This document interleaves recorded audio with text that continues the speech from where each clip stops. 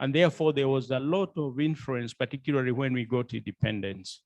And the Americans felt, the African Americans felt that it is their time. And what we have seen from the presentation by Nikki is that some of the events that we have seen, like Black Lives Matters, something that we would not have associated with Mau Mau, is an indication of the continuity of influence from the Mau Mau. And I guess, you can hear like Maluki is talking. Dr. Maluki, are you there?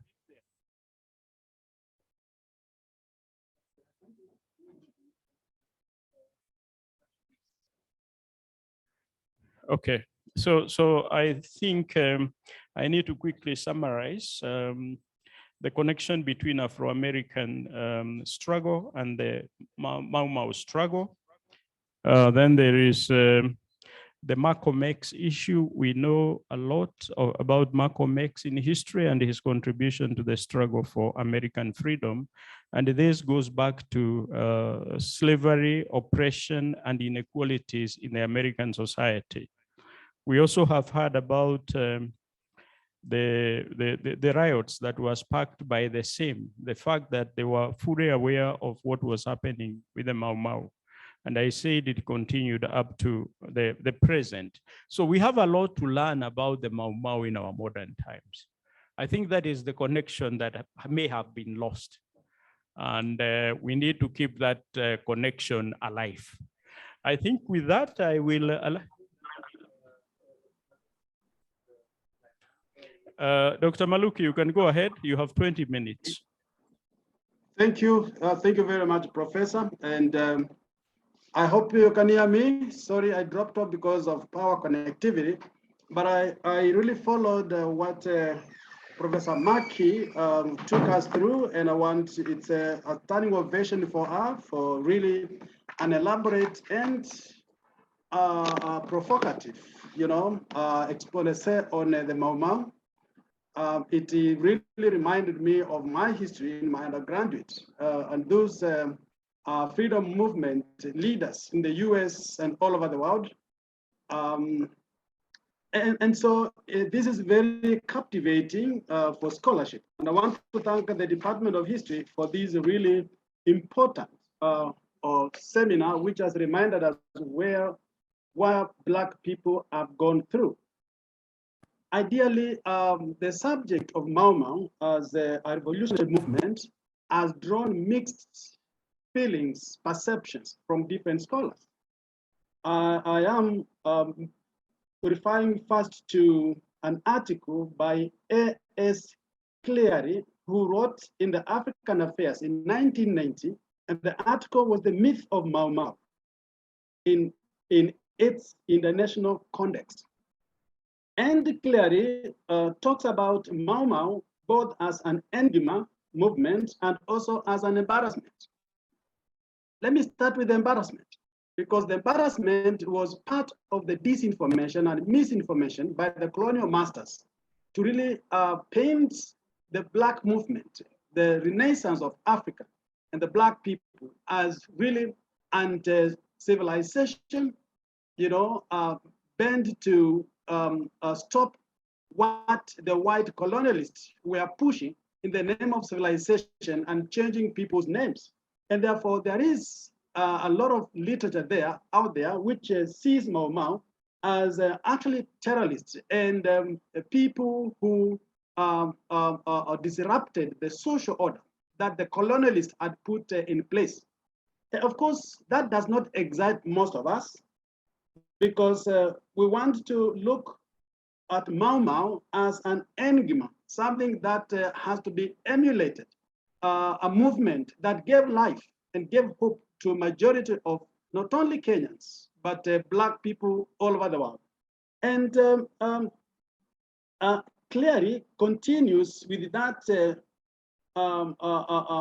portrayal of Mau Mau as a movement of reason and movement that depicted resilience of the Black people. And I think this is what I want to pick it for. When I listened to Professor Maki she was very eloquent with regards to how Mau Mau inspired, Malcolm X, who had to travel all the way to Kenya to learn more. And of course, let me say I enjoyed the music, yeah, the music on Odinga Oginga. And this is exactly where we get hope from the Mau Mau, because in a number of ways, Mau Mau was an awakening voice for the Black people all over the world, and it demonstrated resilience and the need to keep on until you achieve your objective. This country is independent courtesy of Mau Mau. They kept the struggle in the minds of people, and they mobilized Kenyans and the international community towards Kenya. And therefore, we have a lot to learn and to emulate from the Mau Mau. And I'm happy that Professor Maki brought in the international dimension of Mau Mau, which even touches on the reparation for the Black people. Black Lives Matter. And we've seen how Black leaders have always taken cue of what Mau Mau leaders taught us. And so it's very important for the Department of History to keep reminding us, lest we forget our history and where we've come from. And therefore, we have a number of lessons to take home when we read and write on Mau Mau. One of the lessons is that Mau Mau was an indication of how Africa can contribute to international norms. And the international system, the international society has struggled on norms that are acceptable and that should be emulated. And I think from the Mau Mau experience, international society has learned about what we call a just revolution. Just revolution is a concept widely accepted within international humanitarian law, that people organized for a just cause, they can actually use any means possible, including resistance, to liberate themselves. And no one can take Mau Mau followers or Mau Mau fighters to the ICC, because what they did was justified. It was for the common good of the people. It was justified given the experience of exploitation and domination. And therefore, this practice today has been used by many communities to liberalize themselves. For example, South Sudan went through a civil war for over 20 years in a bid to liberalize themselves. It was a part of a Mau Mau, and therefore resilience and keeping the focus on what is right, irrespective of the challenges that society come across. It was very, very important. And therefore, when we study Mau Mau, we are reminded of how we should always hold on, and also remember that it is our solidarity as Black people, wherever we are, that will keep the fire burning, that we will keep the white man's domination out of our houses and our offices, our international relations. And so we have learned a lot from the Mau Mau and its internationalization. So Mau Mau as an enigma of Black resilience is very widely accepted and praised world over. And this has given a lot of hope in the scholarship. From the international studies perspective, we are constantly talking about decolonization of international relations, because the international relations that we read and we teach has mostly been informed by one paradigm, the white man's paradigm. And therefore, a lot of concepts that have been taught and communicated in academic institutions has been influenced. So there is need for a Mau Mau, a kind of a resistance to decolonize, to change some of the concepts that have been made to look as if they are normal, and also to bring contestation on why not should we not have other images that reflect the international society, that reflect international norms, and how society should actually embrace all shades of opinion in a move that would bring sanity to the international community. I want to say that the year 1952 was very significant, especially in international studies, This is the year when the ideological divide between the East and West was at its apex.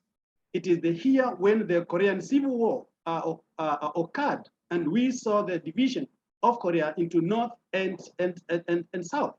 And so globally, there was that division.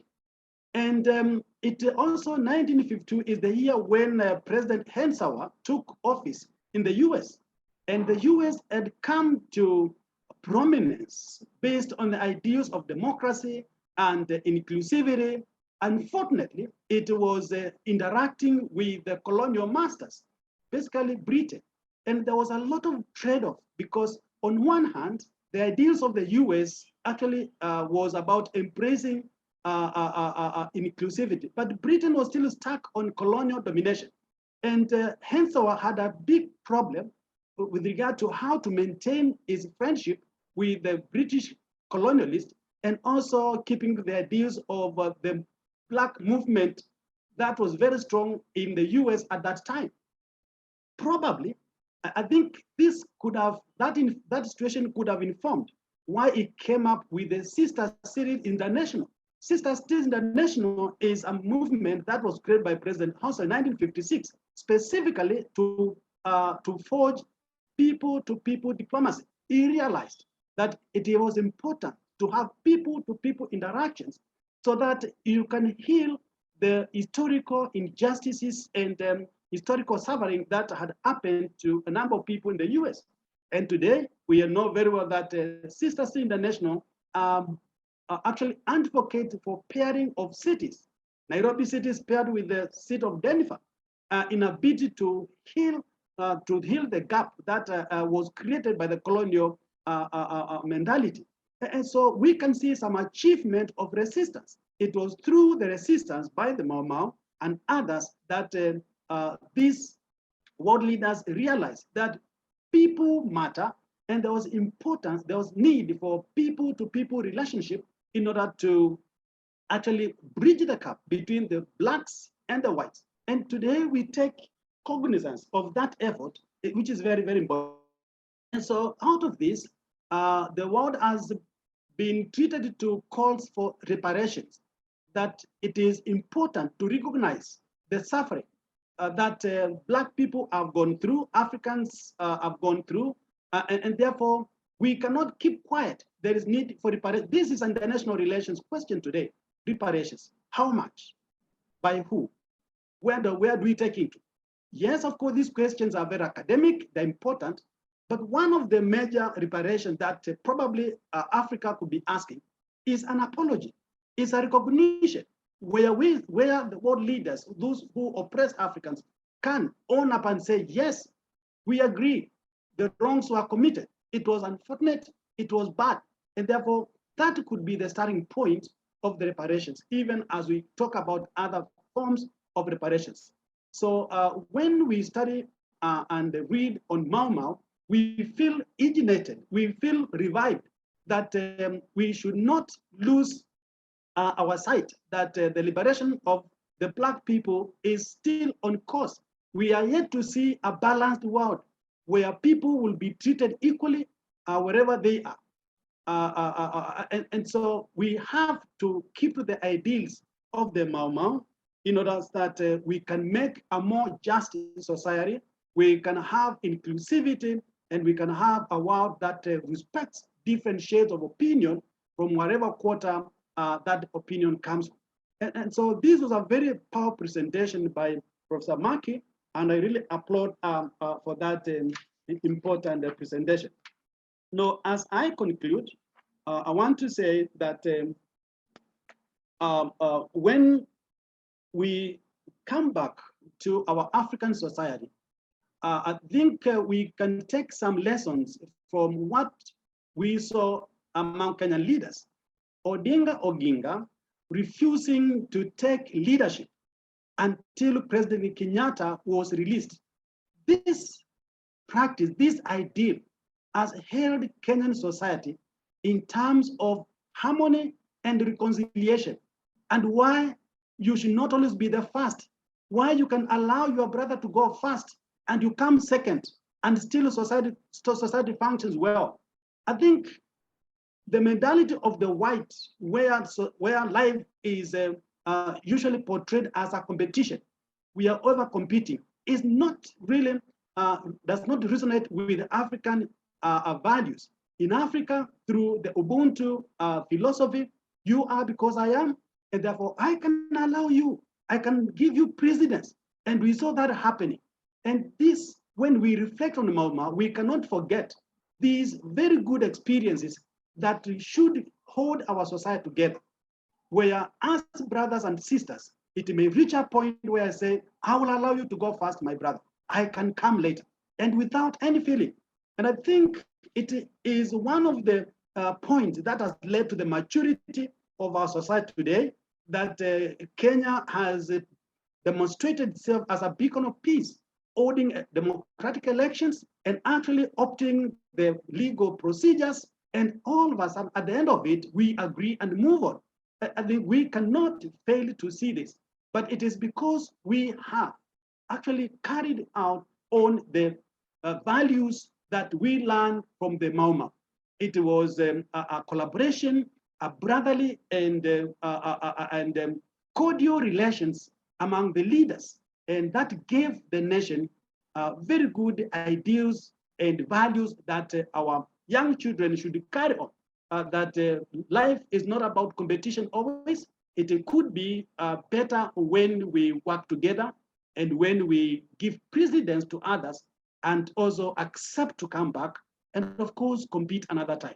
Thank you very much for this opportunity. Dr. Patrick Maluk is my name, and I'm the Department of Diplomacy, International Studies. Thank you, Professor.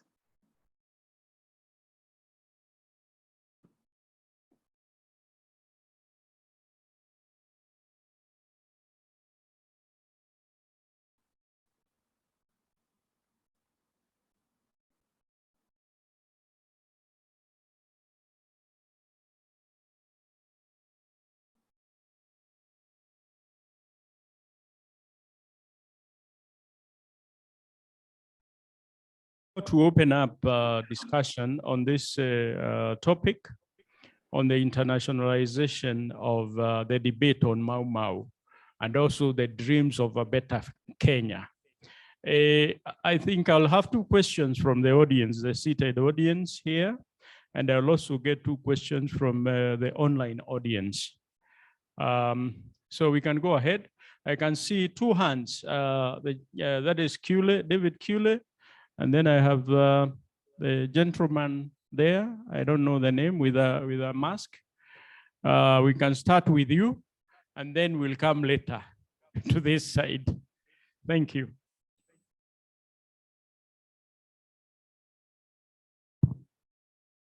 Thank you.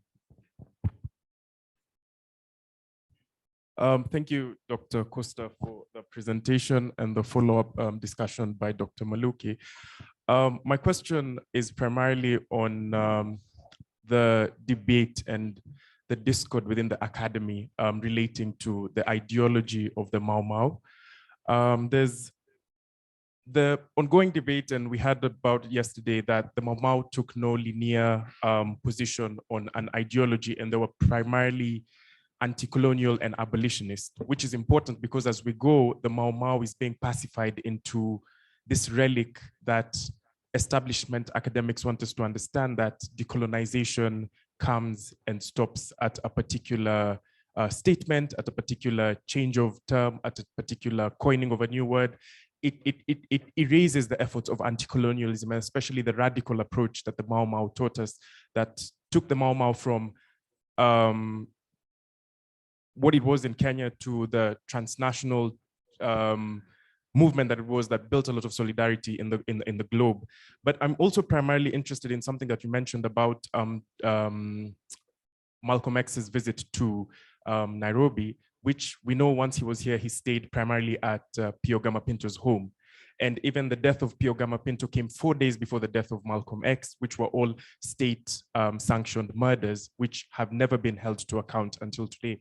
But I'm primarily interested also in what your approach is because we see, and when we read, we see that Pio Gamapinto played a key role in the radicalization of Malcolm X into turning his ideology from Black nationalism to Pan-Africanism.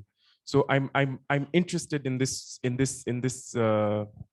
new, or rather from your research and from what you've gathered, just not from you, but also other historians present, on what the ideology was of the Mau Mau was. Because of course we know that we are continuing the struggle of the Mau Mau in ensuring that analysis are made, principled analysis at that. There's documentation of the movement, there's documentation of the humans behind the movement, but more primarily, it would also be very simplistic, and it wouldn't be fair to say that the Mau Mau was an anti-intellectual front. They had mechanisms of intellectual and mechanisms of agitation and propaganda. It's just that maybe we aren't well aware or haven't documented what ideology they stood for, apart from anti-colonial and abolitionist fronts. Yeah, thanks. Did you give us your name? Sorry, my name is Suhail Omar, and I work with the Museum of British Colonialism. Oh. David?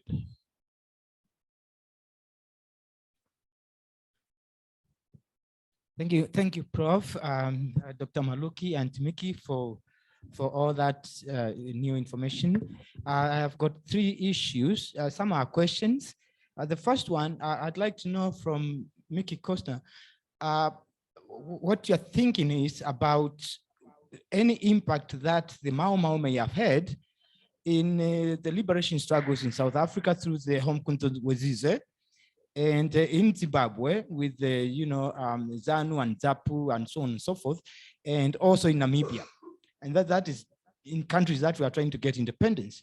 But then we also see post-independence liberation, or in quotes, liberation struggles. And I think good examples would be Rwanda and Kagame, or Uganda with Museveni. What is your thinking about the connection between this push, between the Mau Mau and this push? And then secondly, whether when you look at, during the late 50s, the Mau Mau was, of course, regarded as a terrorist group. Today, we also have some organizations. I think the first one that comes very fast into mind is what we are dealing with here. We call it Al-Shabaab. And then in West Africa, we are dealing with the Boko Haram. We've got other kinds of things like that, all over the place. Do you think that maybe the Mau Mau is an inspiration to these kinds of groups that now we are calling terrorists, just the same way Mau Mau was being labeled as terrorists, and whether maybe they should be looked at maybe differently? And then the third one and the last one is the teaching of Mau Mau in the US. How is the Mau Mau taught in the US? Because of course, we have got a lot of misinformation, misinterpretation. There are so many stories about the Mau Mau. If we take your suggestion that we develop a curriculum on the Mau Mau, to be able to have specific courses on the Mau Mau, in what ways can we borrow from whatever module that you have in the US teaching the Mau Mau? Thank you. Thank you. 2 questions from the audience. Online audience. Comments also welcome.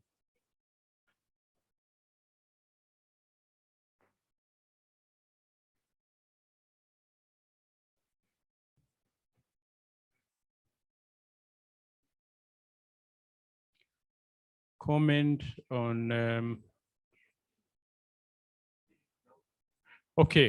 comment. William Atwood, then the ambassador of US to Kenya, in his book, The Reds and Blacks, writes Malcolm X's visit to Kenya in 1964 as one of the unfortunate visits to Kenya. Mr. Atwood was quite close and influential to the leadership in Kenya. Read his role in influencing Kenya policy on the Congo situation at the time. This visit was largely blacked out. Tells us a lot that one needs to know about the nature and character of Jomo Kenyatta regime. In a word, under Jomo Kenyatta, the Mau Mau aims and dreams were successfully botched by the state. Thank you. I think there's another one. I'll read two only, and I will ask Nikki to interact with the others. We'll get those questions to you. Hi, Biegon. He was particularly close to the side that was pro-US, although to some extent he engaged the Jaramogi side, but mainly more of an admonishing them. His campaign against Malcolm's visit was in many ways very successful. Thank you. I think we'll only take those two for now. I think time is not on our side. And there's one who is insisting. Yes, go ahead. One question and quick one. Just a short comment. I was there in the when Malcolm X was here on his visit in 1964, and William Atwood didn't comment very, of course, as he said there, not very friendly to. He was not very friendly to my father, Mr. Ramoga Chingoneko, who was at that time the Minister for Tourism, Information and Tourism. Oneko is the one who introduced him in the crowd when he, in fact, was talking to the crowd at that time. And Atwood said that Oneko hates whites, and that he's a racist, and that he's the one working, for example, with in cohort with the other liberation movement. So it was not black. I think that the comments are somewhere in the news, or in the archives, yeah. But I was there at that time. Thank you. We'll give Nikki only 1 minute. Thank you. And then we'll go to the next speaker. Thank you.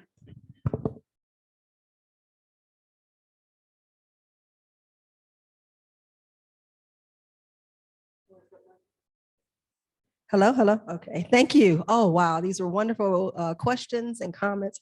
I notice every time you give me the mic, I have 1, 2 minutes or 5 minutes because I'm long-winded, right? Okay, thank you so much for these comments. Let me start with Mr. Serini. Serini, okay. Thank you for your insights here. The ideology of Mau. There's so many different interpretations, right? You have to know that about it. You can read one book, it's going to say one thing. You read another one, they're going to praise it. And it depends on time. If you look at the timing on how it can change. What I'm suggesting today is that where I see is that this is where I see it in terms of it being an inspiration. That's my perspective though, So again, you can ask these scholars here, they may have different interpretations. But to answer one of your direct question about how did maybe the Mau saw the Mau see themselves. Again, I think if we go real simple and just listen, we have their oaths, we know what they say from interviews. They wanted freedom and they wanted land. So you can call it anti-colonial, you can call it whatever, but that's what they wanted. And that's what even today, that's the message that I received, is that these are the things that they were fighting for. They wanted their country back. And what is wrong with that? I mean, anytime we stand up for our rights, all of a sudden it's a problem. Malcolm X came over here and he felt this way. Of course, there's going to be some tension. There's always a problem when Blacks want their liberation. Always. And we understand why.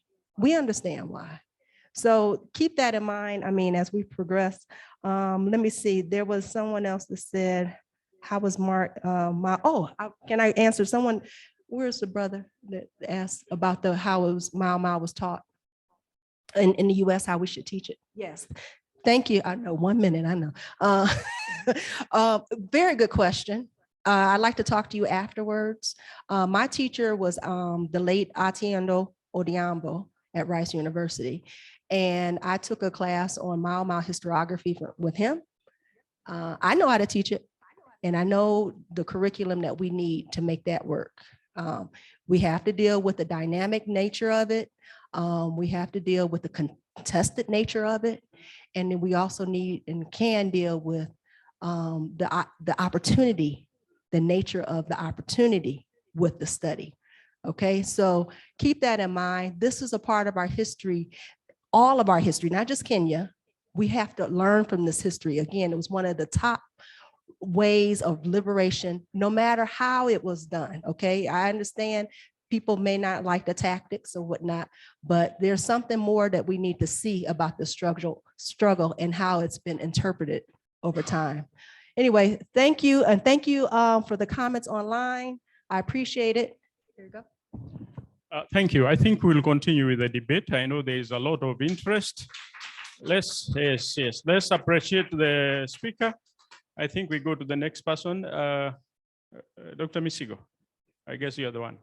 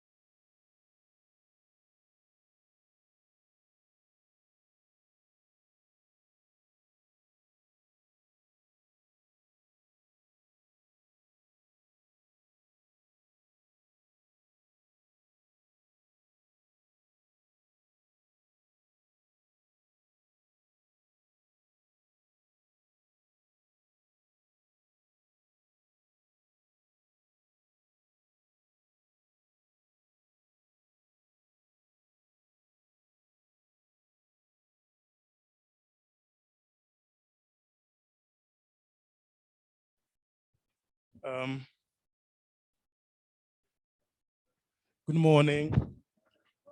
Good morning once again. Our visitors, welcome to Kenya. Karibuni sana, mjisikie mko nyumbani. Thank you very much, Professor Wahome, our former immediate dean, and Nick, and Dr. Maluke, for the wonderful interaction we have had this morning. My name is Misigo Lamazimbi. I'm the Department of History. So Dr. Wahome and the chair are my colleagues in that department.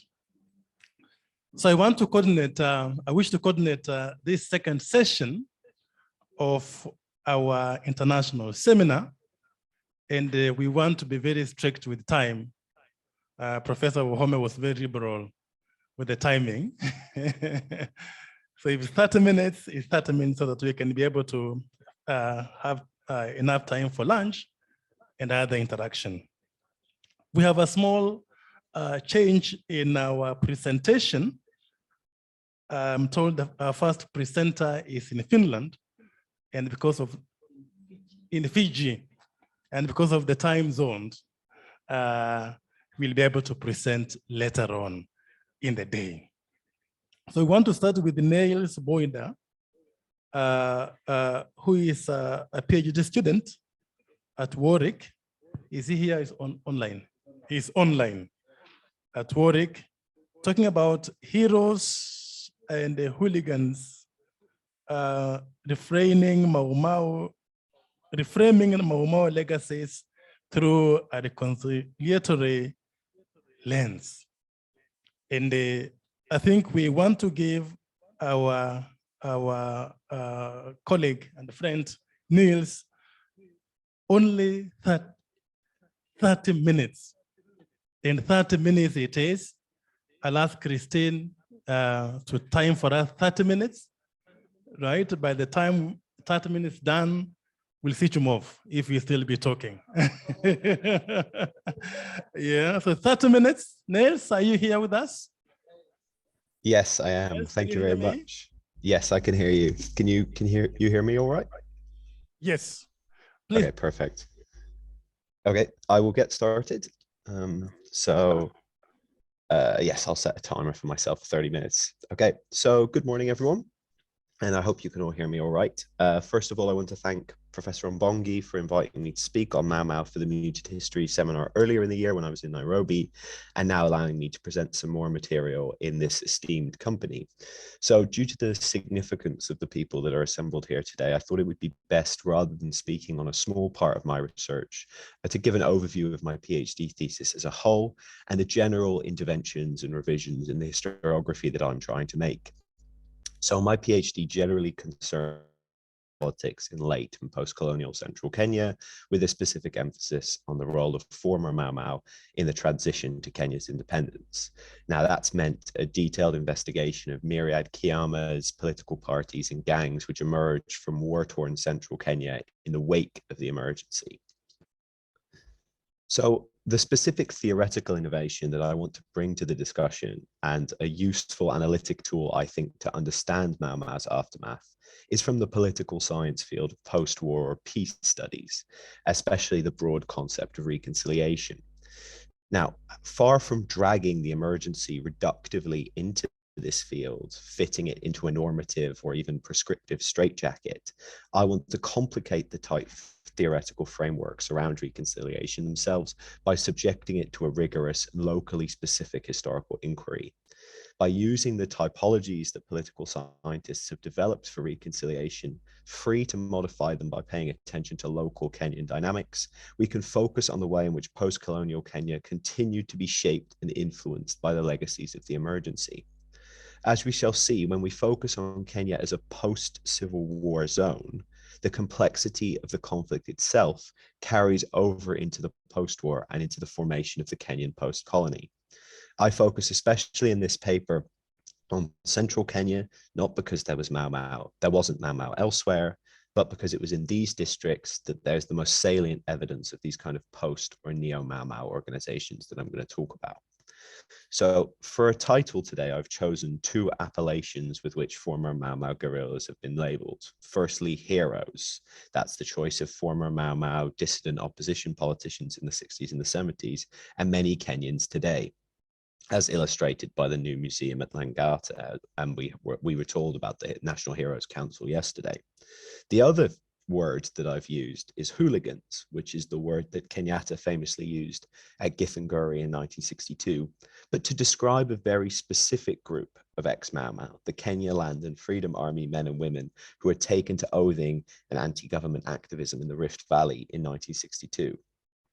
One of the key purposes of my PhD, and of this paper in particular, is to nuance that bifurcation between the perceived continuing militancy of the Mau Mau on the one hand, and that selective amnesia or forgetting, which is attributed to Kenyatta's government on the other. While I recognize the importance of radical Kenyan voices like Mainawa Kenyatta, and much more recently Wanyabari Maloba and Nick Githuku, I think scholarship on Mau Mau's afterlives requires some revision. Thereby, I hope to stand in the tradition of scholars like Robert Buitenhuis and Marshall Clough, but supplemented by the immensely useful archival sources available in the so-called Migrated Archive in London and in Kenya's own National Archive. While the revolutionary utility of the Migrated Archive in London has come to be challenged by several scholars in recent years, for the post-emergency period, say from about 1957 to 1962, it is of extremely strong value for this kind of inquiry. It is in these years that the late colonial state came under the most significant threat, and files were rapidly removed as Kenyans themselves joined the ranks of government.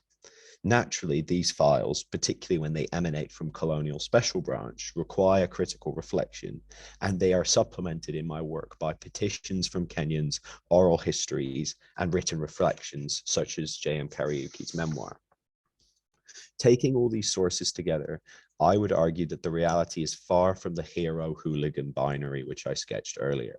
In fact, it's a much more nuanced but fundamentally incomplete process of reconciliation going on in central Kenya from the emergency onwards. In short, the attitude of both the colonial and Kenyatta's government was much more nuanced than has been previously assumed. They weren't ambivalent, but they were measured and considered in creating a Kenya stable for their respective interests.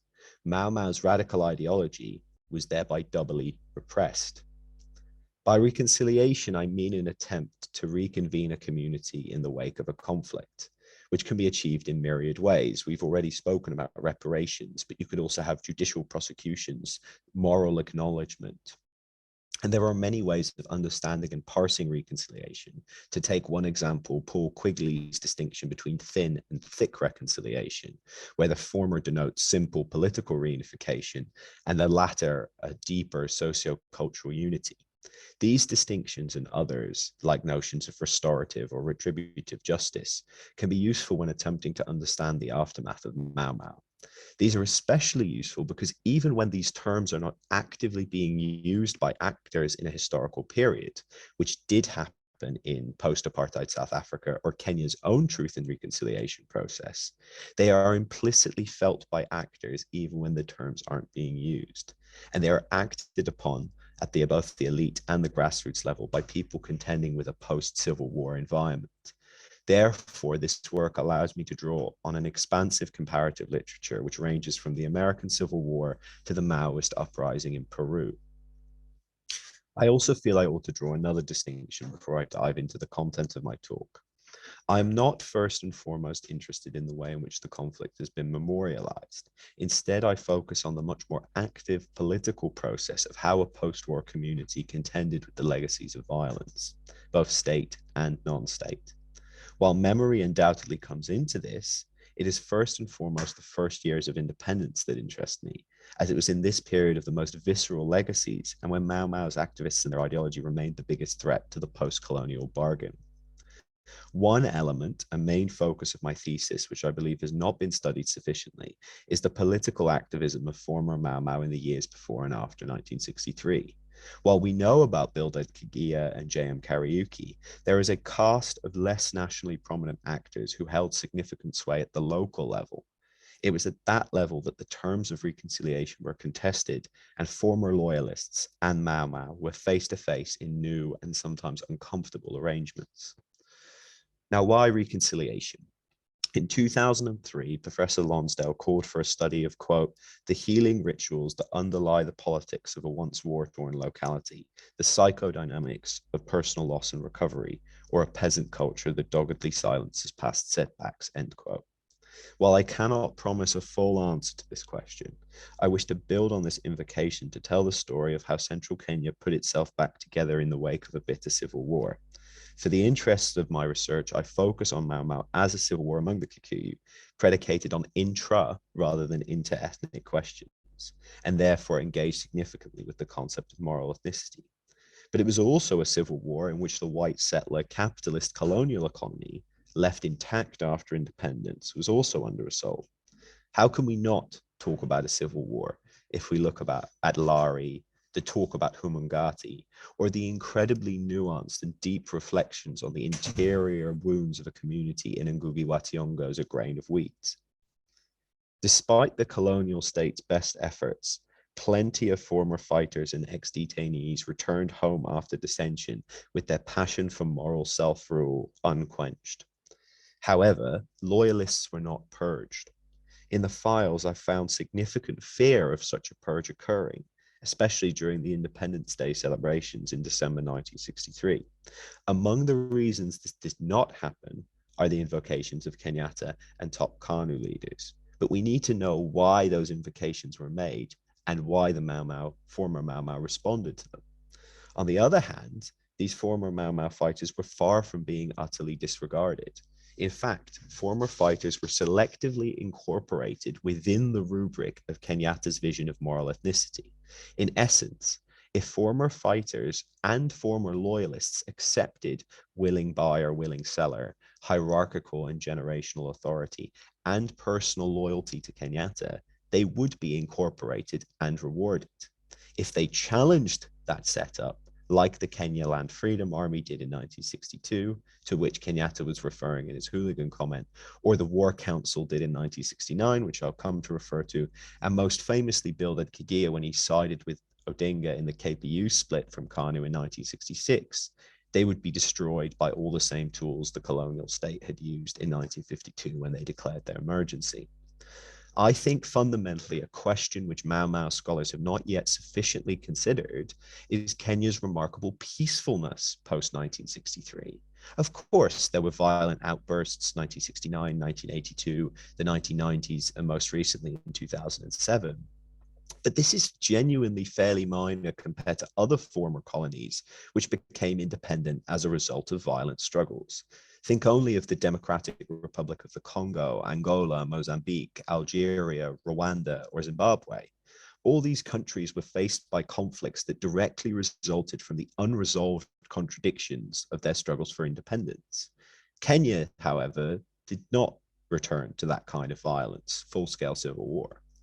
And I believe that if we accept that thesis that I began with, that Mau Mau was somehow forgotten, how can we understand the lack of remobilization among ex-insurgents?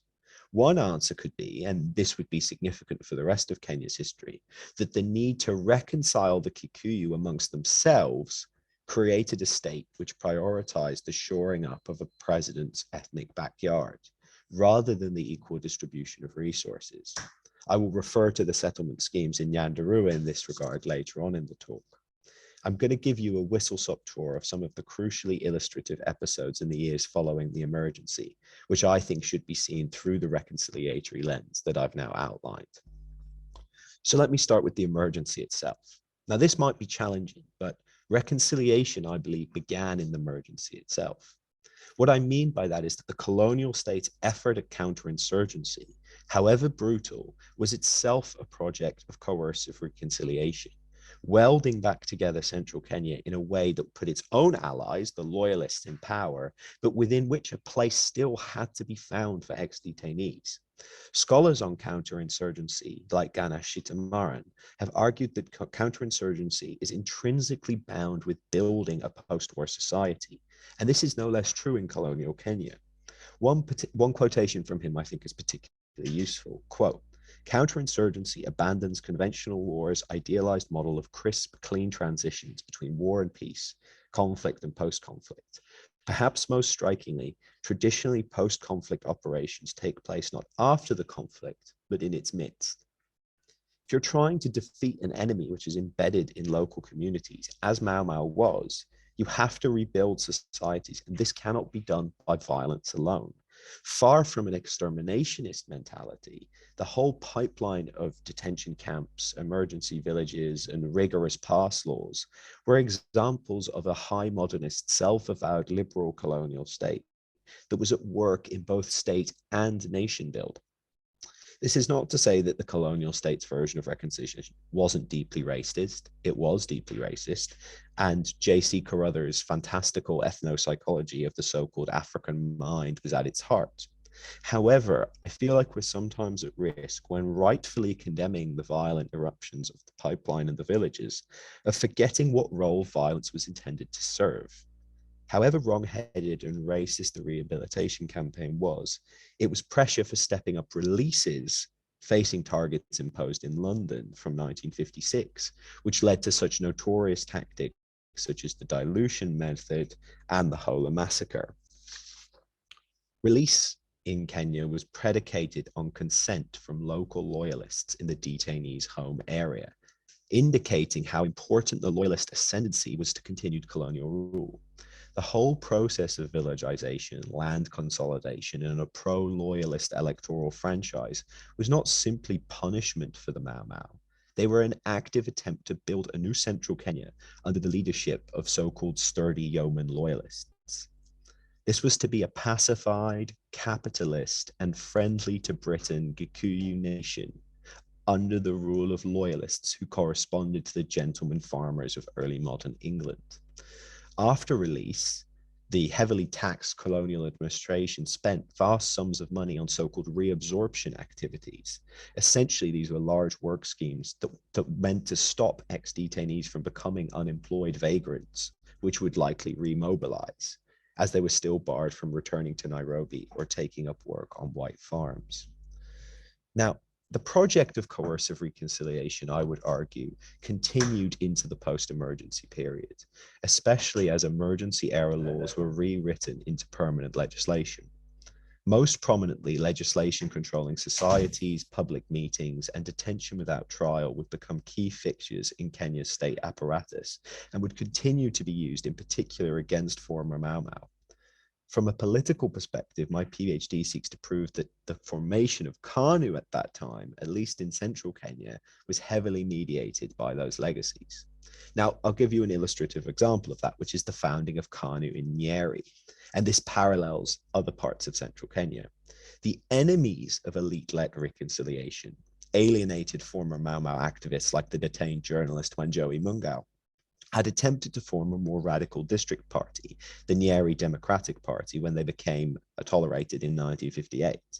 They were soon attacked in the press as the black shirts of Caratina, intending to draw a parallel with the strong-arm squads of Italian fascism and the distinct uniform worn by their officials at meetings. In terms of ideas, the NDP stood for a radically different version of post-war reconciliation to the one espoused by the colonial state.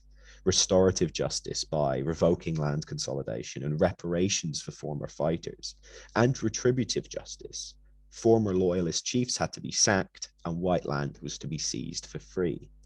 The colonial state, naturally perhaps, refused to register the party, and as members radicalized, taking to oathing and threatening loyalists, the situation came to a head in the summer of 1960.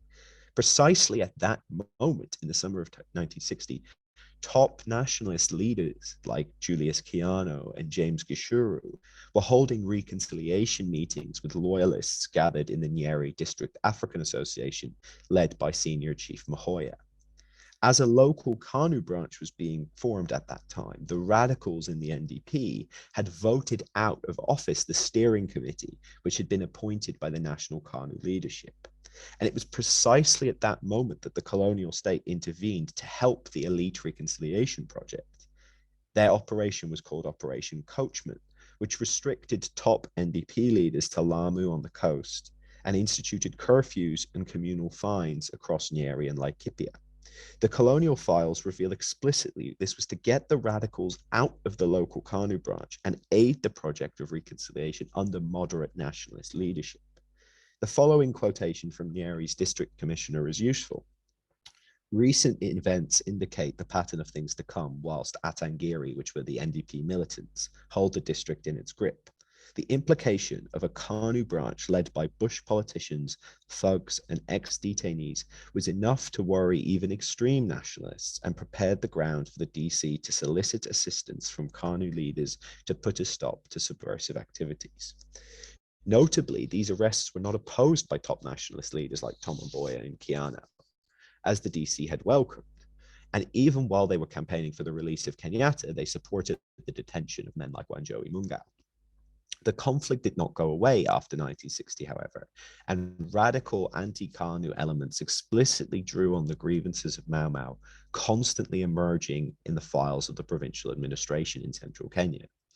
I would argue that it was in this crucible from about 1958 to 1962 that a general consensus emerged between nationalist leaders like Kenyatta on the one hand and the colonial state that the divisions in central Kenya had to be healed with the radical fringe to be disposed of. Speech after speech at this time in central Kenya are marked by invocations of forgiving and forgetting. Kenyatta did not in fact begin the process.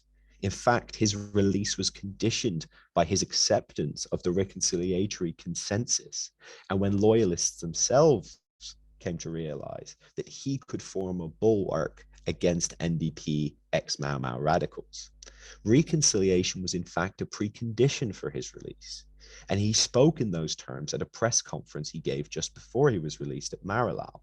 He said, "The role of Mau Mau in pushing independence is not for me to say, because I think that in a democratic country, everyone has the right to express his opinion." Kenyatta also says, "Mau Mau's place in history will be decided by future historians." And he reassured Europeans, "I am and I have never been an enemy." The road to the further healing of breaches was thereby open. But this strategy had already been adapted by men like Kiano and Gishuru in the years before. The fact that both these men had complex relationships with Mau Mau may have motivated them. For example, Gishuru had faced significant criticism for his signature on a 1954 document, which seemed to endorse Kenyatta's detention. The position of men like Kiano and Gishuru, in fact, depended on Mau Mau not being the raison d'etre of the Kenyan state, but neither did they require its complete erasure from national memory. Of special prominence at this time was an organization I referred to earlier, the Kenya Land and Freedom Army. This nebulous organization emerged as an oathed quasi-paramilitary organization among ex-Mau Mau, who were recruiting resident laborers in the Rift Valley with as its paramount objective to claim by force land which was supposed to be bought for settlement by the Kenyan state or kept in white hands. They are a prime example of outraged moral ethnicity, angry at the financial transfer of lands to limited numbers of well-capitalized, what they called black settlers. Kenyatta responded in a manner which would reflect the entire attitude towards Mau Mau for the coming years. He condemned the KLFA radicals, divorced it from mainstream Mau Mau, and it is against them that his most famous comments are targeted. For example, his famous disease comment was also targeted at the KLFA. On the other hand, rather than mass repression and a new emergency, he prioritized the wholesale purchasing of Nyandarua district from the white settlers who occupied it with borrowed money in the Million Acre Scheme, which was explicitly targeted at diffusing the threat of Kikuyu radicalism and the KLFA. The provincial commissioner, for example, wrote about the need for the scheme for the landless. Otherwise, those landless would fall prey to, quote, the immensely powerful Kikuyu thugs, in other words, the KLFA. More than half of the Million Acre Scheme would go to benefit the Kikuyu specifically. And this is explicitly linked, as I said, to the assuaging of the KLFA threat. Regardless, Kenyans would have to pay a deposit for their land. They would not get them free, as per Kenyatta's vision of moral ethnicity. He was certainly, however, trying to dampen down and reconcile the militants. As part of that effort, all those who were arrested by the colonial state's operations against the KLFA were given amnesty in the latter months of 1963. Also, previously undiscussed by historians, is the post-colonial state's effort in early 1964 to establish so-called freedom fighter committees across central Kenya, which had the purpose of recording the names of Mau Mau fighters and giving 400 landless fighters access to spots in Nyandarua settlement schemes. Now, this might have been tokenistic, it certainly was, and these committees were soon shut down because they began to speak about issues like social justice for Mau Mau widows and orphans. However, these reveals a distinct effort towards reconciliation, which tried to incorporate former fighters into Kenya's politics. Now, in the post-colonial state, that mix of reconciling the amenable and repressing the extremists continued. While this is partially forgotten now, there was a significant number of ex-detainees in Kenya's 1963 parliament, which sat until 1969. They straddled political divides, but there was a core of backbenchers, not all of whom were Kikuyu, including figures like Wasongo Shijeo, Waira Kamau, Zephaniah Nyeni, and Mark Withaga, who had experienced detention and fought hard for further concessions to widows and orphans of the emergency. Some, like J.M. Kariuki and Anderson Wamuthenya, became members of the government. Others crossed the floor to join the KPU. Whenever they made claims, they were faced by an equally mixed and nuanced response. In the beginning, Kadu backbenchers would shout them down for being Kikuyu tribalists, out to monopolize the country's resources. But in fact, the response was much more deeply nuanced than that. Government did not want to tear open land consolidation in its entirety, but it encouraged applications on settlement schemes, and it did in fact restore pensions to employees who had been detained. Collectively, I would characterize the policy as one of refusing to undo any of the major emergency redistributions towards loyalists, but it was willing to recognize freedom fighters as such and allow them to form their own initiatives, such as the land company, buying company formed by freedom fighters in Nakuru. Kenyatta kept them close and personally intervened in favor of the Nakuru District ex-freedom fighters organization, as you can see in this image, who in turn proclaimed their loyalty to him personally. And this was especially important during the time of the KPU split. I think this image captures the nuances of post-war reconciliation.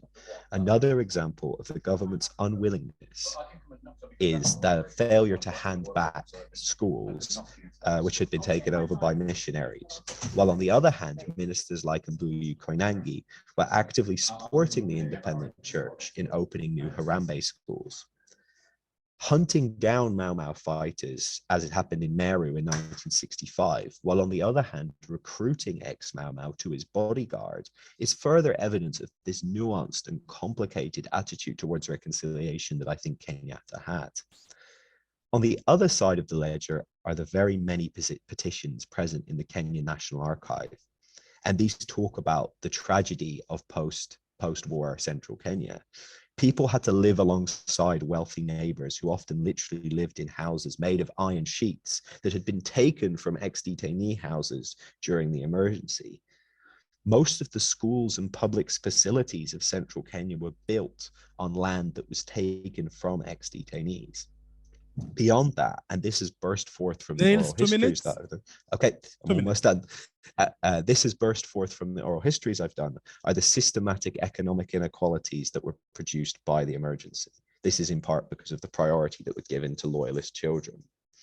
Now, let me conclude.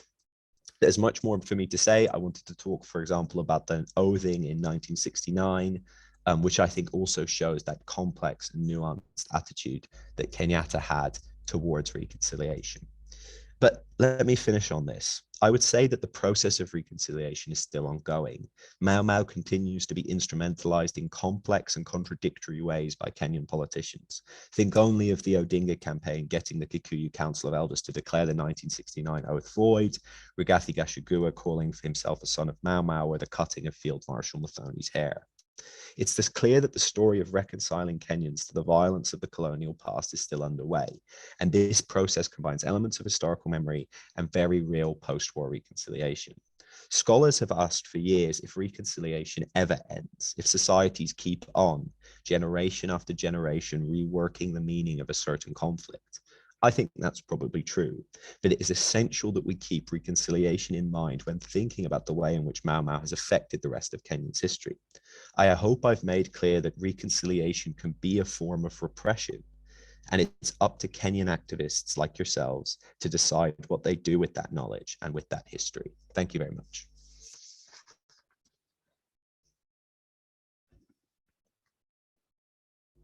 Let us put our hands together for Nelson in a better way. Thank you very much indeed. We are going straight to the next presentation that will be given to us by Mr. I think Dr. Obiero Opondo of Mau University, talking to us about politics of entitlement and marginalization, manifestation of Mau Mau debates, and controversies in Kenya, in independent Kenya. I forgot to say the paper or discussion by Nails will have a discussion by Pamela Ngesa, our colleague in the department. The presentation by Obiero to be done by my chair, my boss, Dr. Mbongi. I'm giving Paul Obiero exactly 20 minutes. Yeah, 20 minutes, Christine, for Buona Obiero, starting now. Obiero, can I see you online?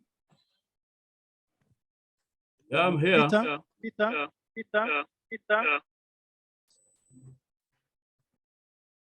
I'm here. So thank you so much. I intend to look at this paper, which is talking about the Mau Mau development as a political weapon that has been used by the people known as Gema, the Mount Kenya people, to kind of create an environment of political entitlement. According to Professor Atieno Diambo, 1991, he asserts that for 4 decades, Mau Mau has been the conjecture around which Kenya's past and Kenya's possible futures have been debated, contested, and fought over. These past and futures have pitted brother against brother as the two traditions of loyalism and resistance have continued to divide Agikuyu households, Nyumba, and age mates recur, junior and older age grades within the same reach. In 1996, for example, Professor William Ochieng stated that the Agikuyu elites want to appropriate Mau Mau as an exclusively Gikuyu movement so as to exclude every other Kenyan individual and nationality from the fruits of independence, matunda ya uhuru, which in their opinion must be harvested and eaten by the Mau Mau grandchildren exclusively. This has been the argument from the Nyanza side. It has been asserted that although all Kenyans fought for uhuru, only the Gema and to some extent the Kalenjin had benefited from the fruits of independence. This is because strong Luo leaders such as Achieng' Oneko, Oginga Odinga, Tom Mboya, and other prominent nationalists such as Masinde Muliro, Ronald Ngala, Musa Nyandusi, Simon Nyachaya, Justus Ole Tipis never ascended to the highest position on the land.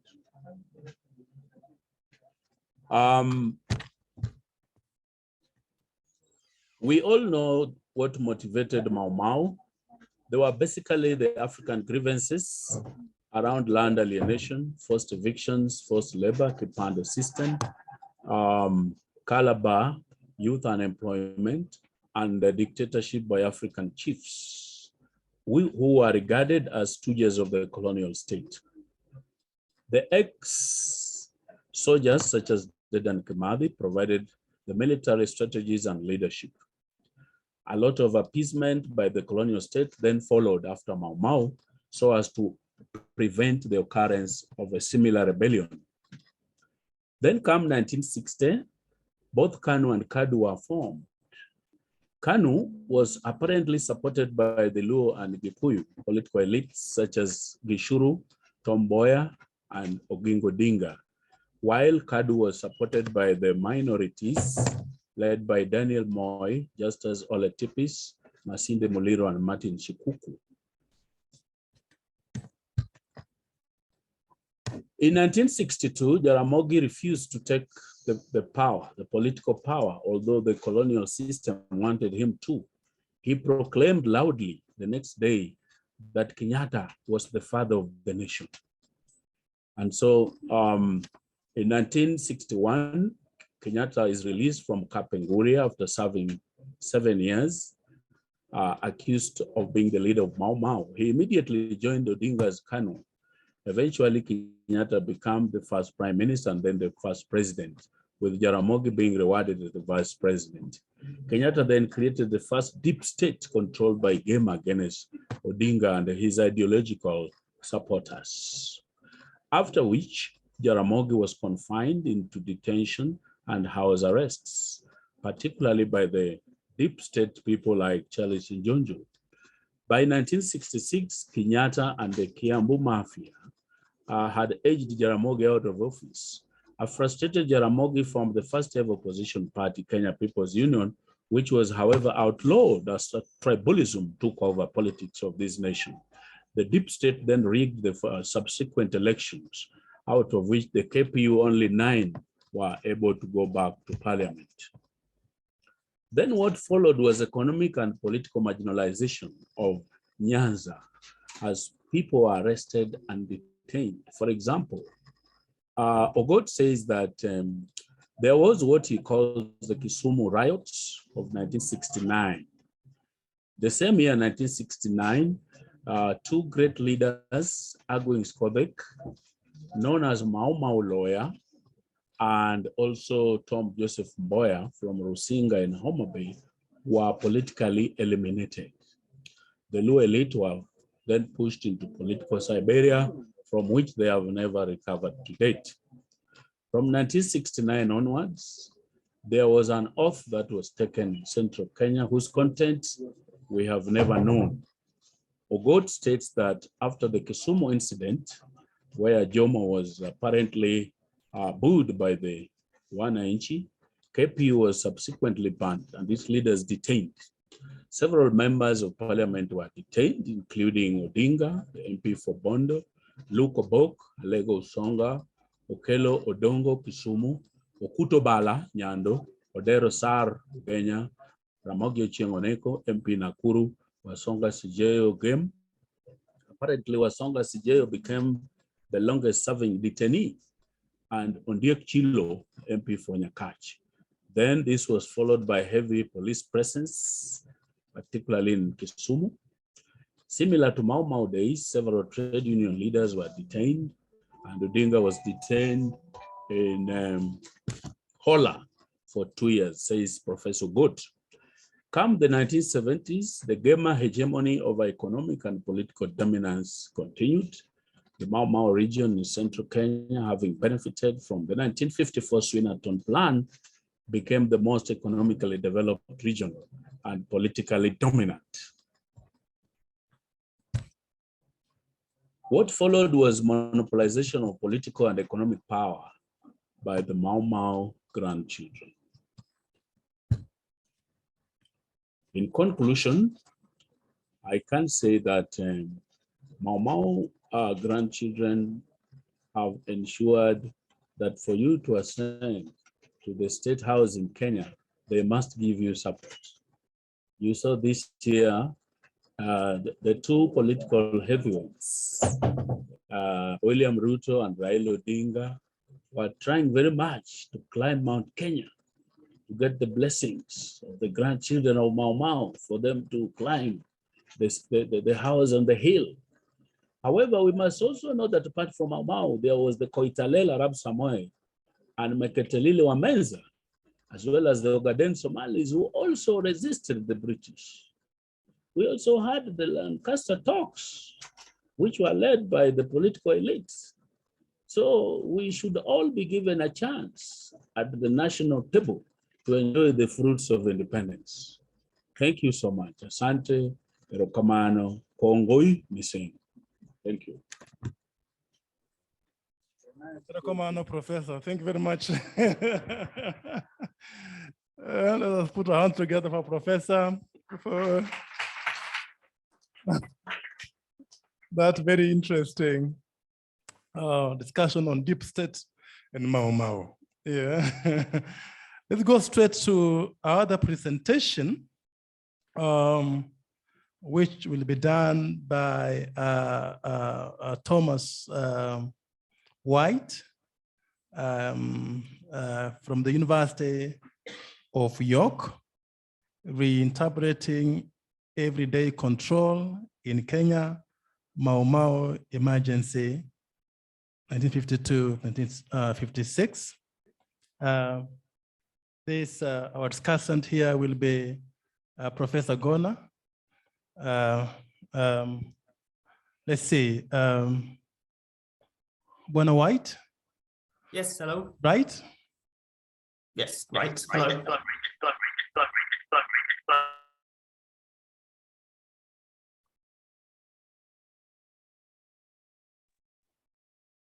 Yes? Yep. Okay. 20 minutes? Brilliant. Perfect. If you can take 10 like Professor Peter, I'll be happy. Proceed. Perfect. Thank 20 you. minutes from now. Perfect. Thank you. So first of all, I'd like to quickly thank everyone for this fantastic conference. Been very interesting hearing the speakers, and hopefully my paper will get some interesting discussion as well. So yeah, my paper here today is titled Reinterpreting Everyday Control in Kenya's Mau Mau Emergency. So this examines the interplay of non-violent coercive controls used in Britain's counterinsurgency campaign against Mau Mau between 1952 and 1956. So this is a very condensed version of part of my PhD thesis that I hope gives some flavor of the arguments that I'm making. So the historiography of Mau Mau conflict has tended to tear into personal violence narratives correctly due to the brutality and scale of bloodshed seen. meaning that wider repertoires of coercion have gone underplayed or reduced largely to the margins of work in the field. So my work instead takes these as a focus to analyse the Mau Mau conflict at a localised level with everyday quotidian control at its centre. This is done in an attempt to answer the question of how control operated in the everyday in the districts of central Kenya. So in doing so, it highlights the importance of the ecology of repressive measures available to district officialdom and the position of localised constituencies of control, as it's termed, to routine domination. So these restrictions were utilised in conjunction to establish a network of punishment that reinforced one another and affected almost every aspect of Kikuyu everyday life, supported through the close conspiration of administrative officers and local loyalist elites acting for mutual benefit. So in order to achieve this, my research makes use of the controversial Hanslope disclosure, insofar tapped for its violent content, to analyse the conceptualisation, development and application of district-level coercive policy, showing it to be firmly bottom-up process, born in negotiation between these constituencies of control. Punishments are shown to be conceived as applicable, appropriate, and supposedly familiar to the Kikuyu to aid in their justification.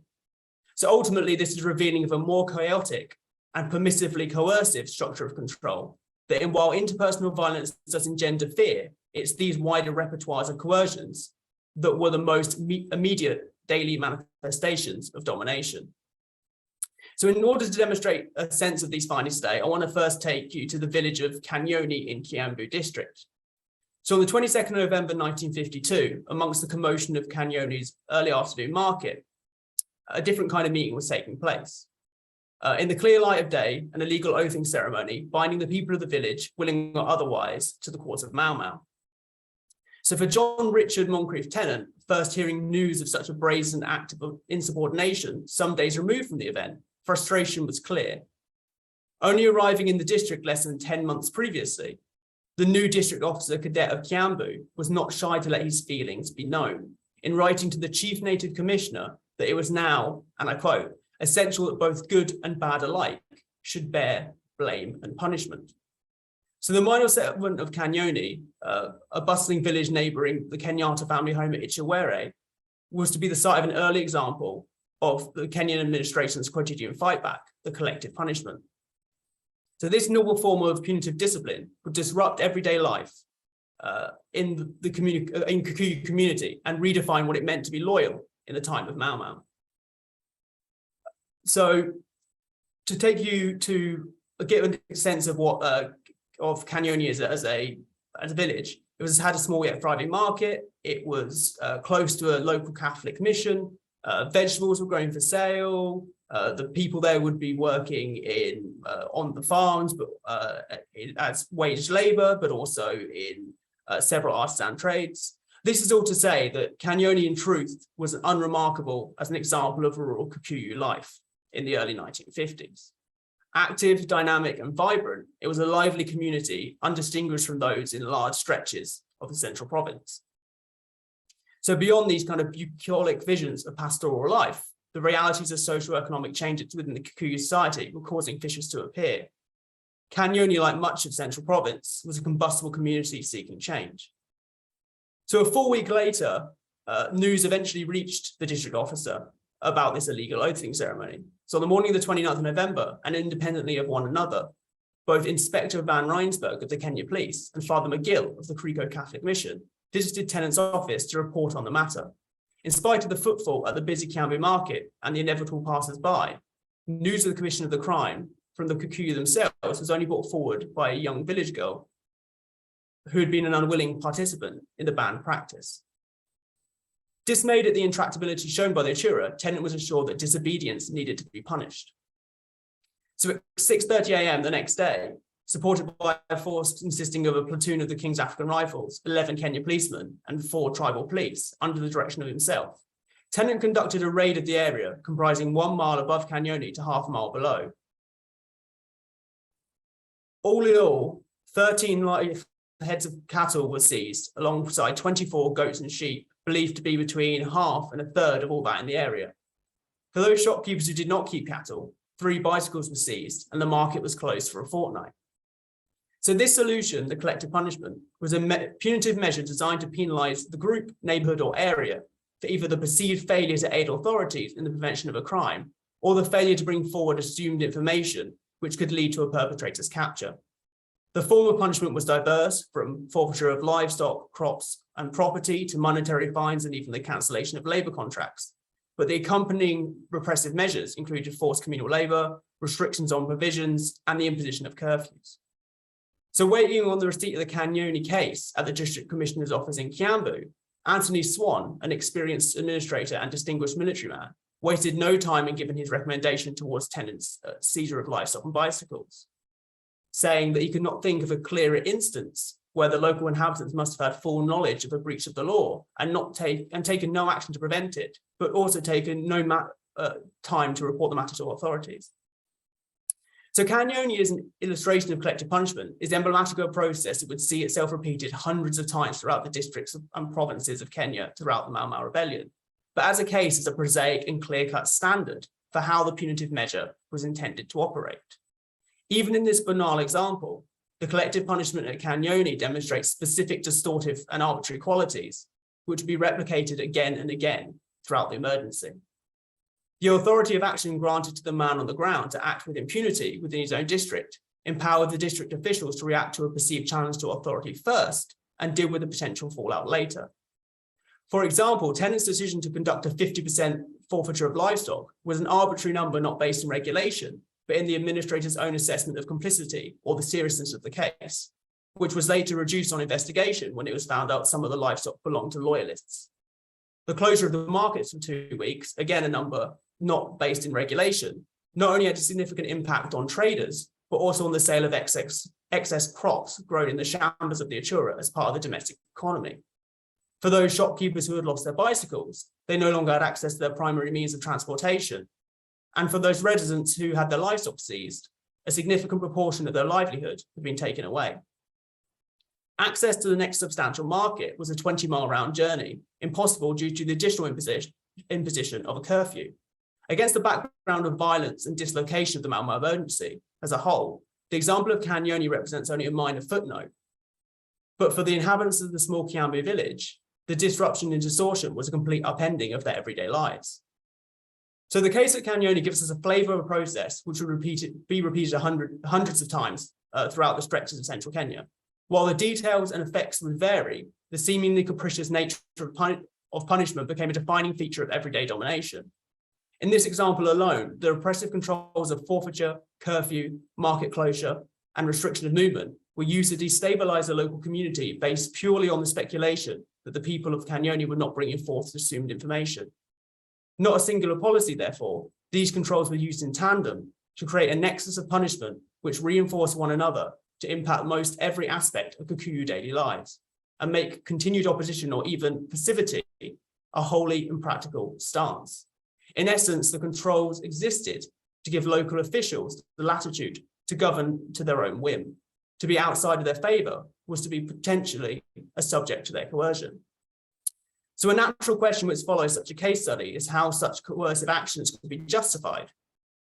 Punishing the wider community for the purported crimes of the few had no real basis in European conceptualizations of justice, and yet was regularly used by the British in everyday control in Kenya. The recourse to what we might term collective responsibility was based both in a lazy colonial unitization of the Kikuyu people, which delineated by designations of loyalty and location above individual complicity, or that of clan or subclan, alongside an argument that communal punishment was more understood by the Kikuyu people than individual punishment. Support for such convenient beliefs lied in the co-beneficial relationship between administrators and local loyalists. In an earlier test case at Denjenje, leading loyalists were used to justify the actions of administrators during a large collective punishment in the Nere settlement, following the seizure of nearly 10,000 head of livestock after the murder of senior chief Dere. At an inquiry into the seizure, leading loyalists were given an audience to defend the administrator's actions in comparison to the practice of blood money. Ex-senior chief Wambugu took the stand to claim the punishment was thoroughly familiar to the Kikuyu and something which would have been done before the Europeans came. Such a powerful commendation of the correctness of this action, both in execution and in the use of a familiar form of native justice, belay the fact that the punishment was an aberration of widespread Kikuyu conceptions of the limits of blood money, which rather served a very specific and private compensatory purpose. Blood money was about restitution between individuals and subclans, not widespread locational punishment. Thus, these justifications made in parallel to blood money were disingenuous comparisons to a nuanced and specific practice, acknowledged through its private compensatory purpose rather than as a medium of discipline. In spite of this, such support from loyalists for this appropriateness of this action allowed it to become established in the narrative of colonial discourse by the beginning of the emergency as familiar to them. This allowed collective punishment to become just one way that district officials were armed with a blunt weapon of control to be wielded in the first response to challenge. When combined with the wide range of other punitive controls at their disposal, local structures of domination could begin to crystallize. So a lot of grounds will be covered here in short order. So I'll now try and bring it together to close by going back to the opening question of how control operated in the everyday, or more precisely, why coercion became the commodity through which the administration and loyalists did business. So having access to a wide range of repressive measures and making use of them are two separate issues. What made for the oppressive and inhospitable climate found in Central Province during the fight against Mau Mau's passive wing was the willingness of officials to make full use of their comprehensive coercive capacity in the othering of those deemed disloyal. For many, restrictions on movement combined with market closures and curfews in the context of punitive taxation and forced labour obligations were hard enough. For those less fortunate still, revocation of trading licenses, cancellation of labour contracts, or forfeiture of a good deal of one's livelihood could augment this hardship further. Far removed from the rewards of loyalism, therefore, to be outside of the local structures of control was to be subjected to a concerted attempt to inflict deprivation. Working in tandem, the compound effects of these punishments were successful in impacting almost every aspect of Kikuyu daily lives. The colonial authorities' readiness to engage in such repression against disloyal Kikuyu cannot be simply explained by reference to structures of domination or the inherently oppressive nature of colonial authority, however. This defines rather than explains this stance. Control operates in the everyday through the commodity of coercion because the alignment of administrative propensity for expedient solutions with loyalist demands for retributive action. The administration required a legitimizing Kikuyu voice to be acting in defense of, while loyalists wanted preemptive action against those deemed Mau Mau sympathizers. This coalesced to make suspicion, hearsay, and even inaction a punishable trait, with the solution being an ecology of quotidian punishments that were effective, actionable, and ultimately normalized in the everyday operation of Mau Mau Kenya.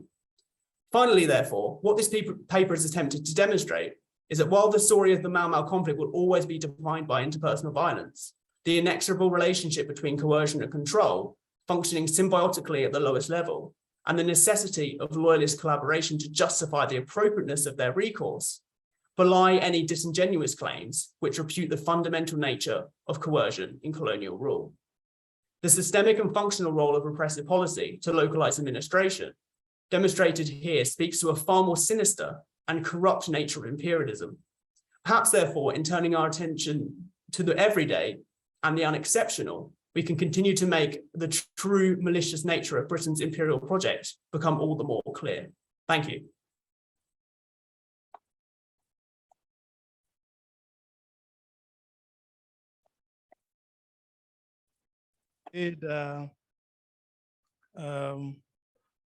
Tom, for the wonderful presentation. Let us put our hands together for him in the Kenyan way. I am going straight now to Nick Chisman to do his presentation. And the discussant there will be Professor Fred Njonyo. They are both online. Professor Nick? Hi, can you hear me okay? Yeah.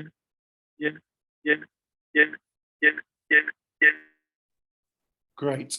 So sorry for turning up a little bit late. I have a very good excuse, which is that I'm in Fiji and I'm about 10 hours, I think, ahead of you. It's the nighttime here. So apologies for that, but I'm delighted to be able to join you. Second excuse of the panel, of the paper, which is a great start, I know, is in many ways I shouldn't be here, right? I'm not a great Mau scholar like many of the people on this call. I'm neither a great scholar nor a scholar of Mau. So I'm doubly skating on thin ice in this great company. But it's lovely to be here, and I'm going to talk a little bit about a paper that I hope will draw together in quite a nice way some of the threads that we've already heard on the panel and project them forwards, as of course political scientists rather than historians are always desperate to do, and to talk a little bit about the historical legacies of this period and the extent to which they might be relevant in the contemporary era. In doing so, I'm going to draw on a paper that I published a little while back with Daniel Branch on the bureaucratic executive state in Kenya, which was published, I think, in the Review of African Political Economy quite a long time ago. So if anyone's interested, you can find the bones of this talk there.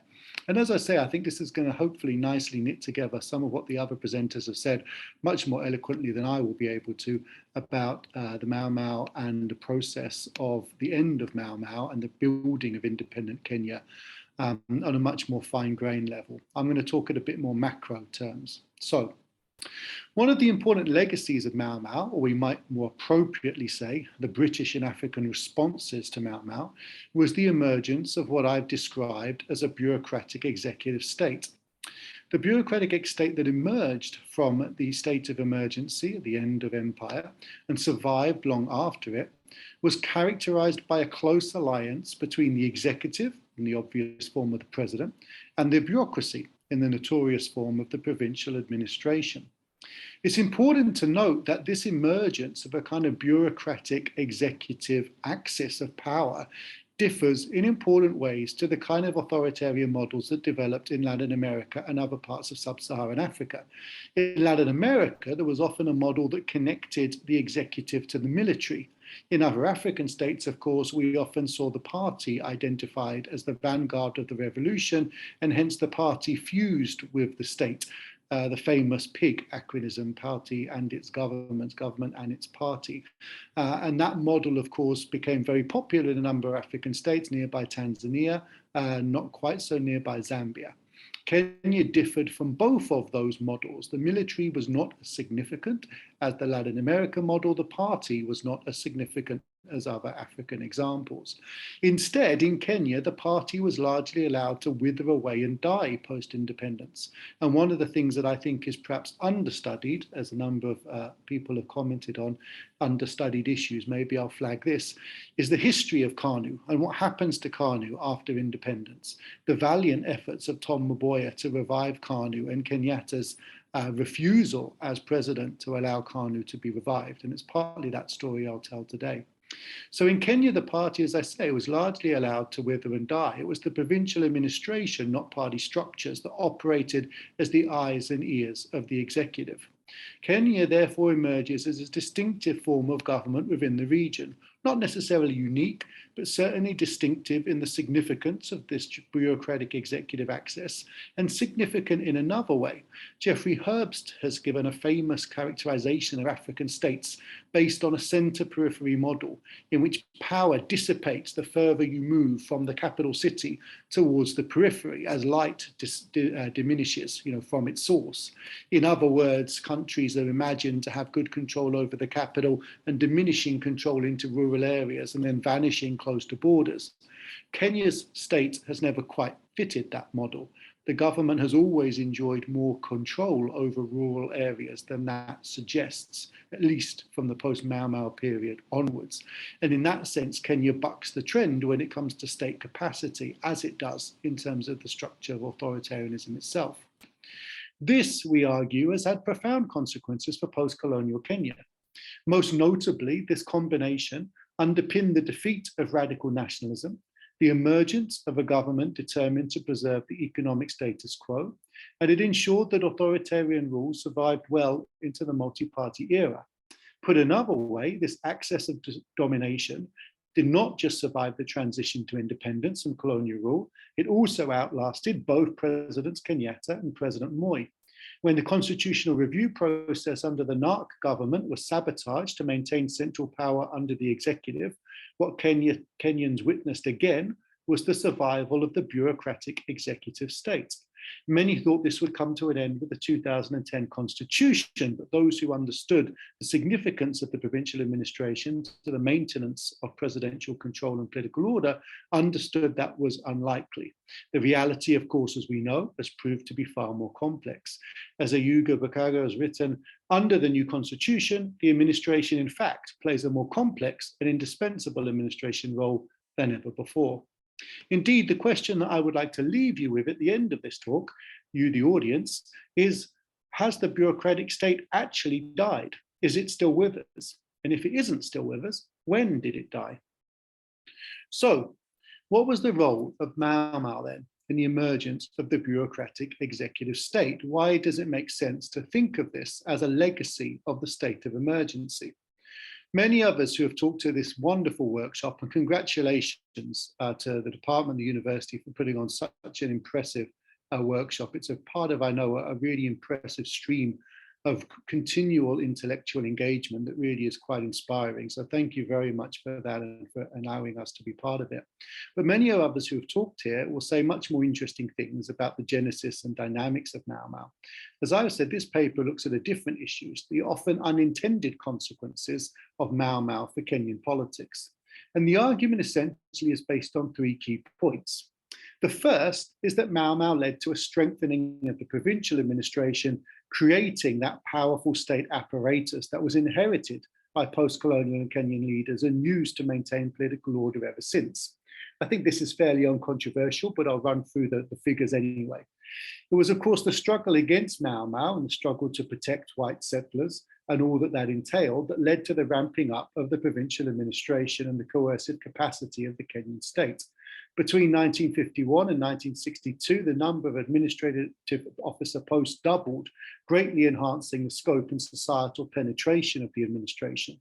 But it wasn't just that the size of the provincial administration increased. As Goetzel has summarized, before independence, it could be said that the provincial administration had power, authority, and influence. They also developed three major functions: control, coordination, and mobilization of the public for development. From the late 1950s onwards, the provincial administration was also entrusted with responsibility for the running of African courts, the collection of local taxes, and the regulation of elections. As the Chief Secretary wrote in 1960, the provincial administration oversaw the general workings of the machinery of government. Within this range of duties, the most significant was perhaps the role of the administration as the primary body charged with maintaining law and order in Kenya. Once this transformation had taken place, once the capacity of the administration had been ramped up, post-colonial presidents were able to rely on the provincial administration to maintain order. But that then leaves an important question. Why would they want to? Why choose to rule through the provincial administration rather than the party? In Kenya, in Tanzania, and Zambia, of course, leaders who were deeply ideologically committed to their parties saw their parties as the answer to their country's problems. So why was that not the case in the Kenyan example? To answer that, I think we need to think through where post-colonial presidents have felt most at home. Kenyatta, for example, was not a party man. We know that. This was a deep personal conviction, as described by John Lonsdale and a number of others. It related to his personal political beliefs. But I think it was also clearly rooted in the fact that KANU was not built in Kenyatta's image as TANU and UNIP had been, for example, and that Kenyatta's own conservative values were much better reflected by the composition and tenor of the bureaucracy than by his other fellow party leaders. And there are two key components to this point, really. The first, again, fairly obvious and I think uncontentious, is that Kenyatta's detention on trumped-up charges of leading Mau Mau divorced him from the development of KANU at a critical stage in its evolution. While those charges were fraudulent, and while that tie to Mau Mau was trumped up by the British for obvious political reasons, it nonetheless prevented Kenyatta from playing the kind of leading role in KANU at a critical moment in its development that other post-colonial presidents played in the evolution of their own political parties. Partly as a result, KANU emerged, headed by more radical figures who grew into the vacuum created by Kenyatta's absence, such, of course, as Oginga Odinga. At the same time, of course, Tom Mboya, emerging as the Secretary General of KANU, became the individual who perhaps had the best understanding of the party branches and the best influence over many of those branches in terms of the national leadership of the party. Distrusting both Odinga and Mboya therefore gave Kenyatta good reason for not wanting to invest and strengthen KANU. Investing in the party would have strengthened both Odinga's position and Mboya's. Of course, that therefore becoming a threat to Kenyatta and his allies, and keeping in mind that, of course, Kenyatta's health starts to fade fairly quickly, and so the succession issue becomes live very early on, we start to see the reason for Kenyatta and his allies to side with the bureaucratic administration rather than the political party. And for those who are interested, the National Archives are full of wonderful minutes of early KANU meetings, first of all with Mboya pleading with Kenyatta to invest in the party, but also with letters from leaders of party branches across the country pleading with central KANU to invest in the party, to spend money on the party, to demonstrate that the party is important. And over the years, these kind of turn from initial pleas to anger and frustration that these responses, that these demands are not being responded to. So the first kind of component of this is that Kenyatta doesn't feel as at home in KANU as he might have done. It's not his party built in his image in quite the same way as some other movements. And he sees significant challenges within the party to the kind of politics which he's hoping to put in place. And importantly, so do the allies which he brings into government with him. The second point, and it's sort of been made already by other speakers in lots of different ways, which is really nice that the ground has been prepared for this, but I'll cover it nonetheless, is that, of course, Mau Mau led to a focused effort to create a cadre of loyalist figures who would be sympathetic to British rule. And that this goal was achieved specifically through a deliberate process of class formation that ensured that Kenyatta and those who staffed the provincial administration shared a common interest, and here, yes, I mean a common economic interest, in demobilizing radical politics. So as we've already heard, besides implementing the villagization policy and strategies and controlling the process of interrogation and detention of Mau Mau suspects during the emergency, one of the things the provincial administration did was oversee the promotion of loyalist political and economic interests. With accelerated class formation deployed as a counterinsurgency strategy, rewards granted to loyalists included the introduction of private land titles that guaranteed security of tenure, access to expanding cash crop production, and preferential access to the labour market. The government intended effectively to break the alliance of middle and lower peasantry of Central Province that sustained the Mau Mau movement, whilst providing the foundation for local loyalist domination. This pattern continued up to and after independence. The outgoing regime intended to use resettlement programs such as the Million Acre Scheme to lance the boil of land seizures and growing lawlessness. That's a quote. While the government wanted to make political capital by resettling poor and landless Africans on former settler property, the scheme also aimed at strengthening the growing strata of middle-sized farmers and allowing the government to reward its own powerful supporters. Although the motivations and outcomes of late colonial land policy have always been contentious, it is clear that the period was critical in the development of a privileged landowning elite sympathetic to British interests. This went hand in hand, of course, with efforts to bar Mau Mau sympathizers and radical voices from positions in the colonial government and promoting loyalist figures within those institutions.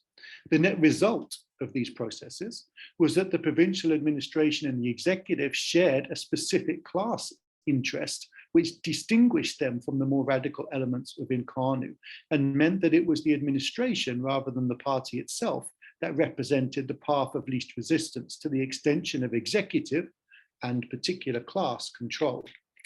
In short, the socio-economic legacy of Mau Mau gave the executive and the bureaucracy a vested interest in preserving the status quo, The institutional legacy of Mau Mau gave them the means to be able to do it.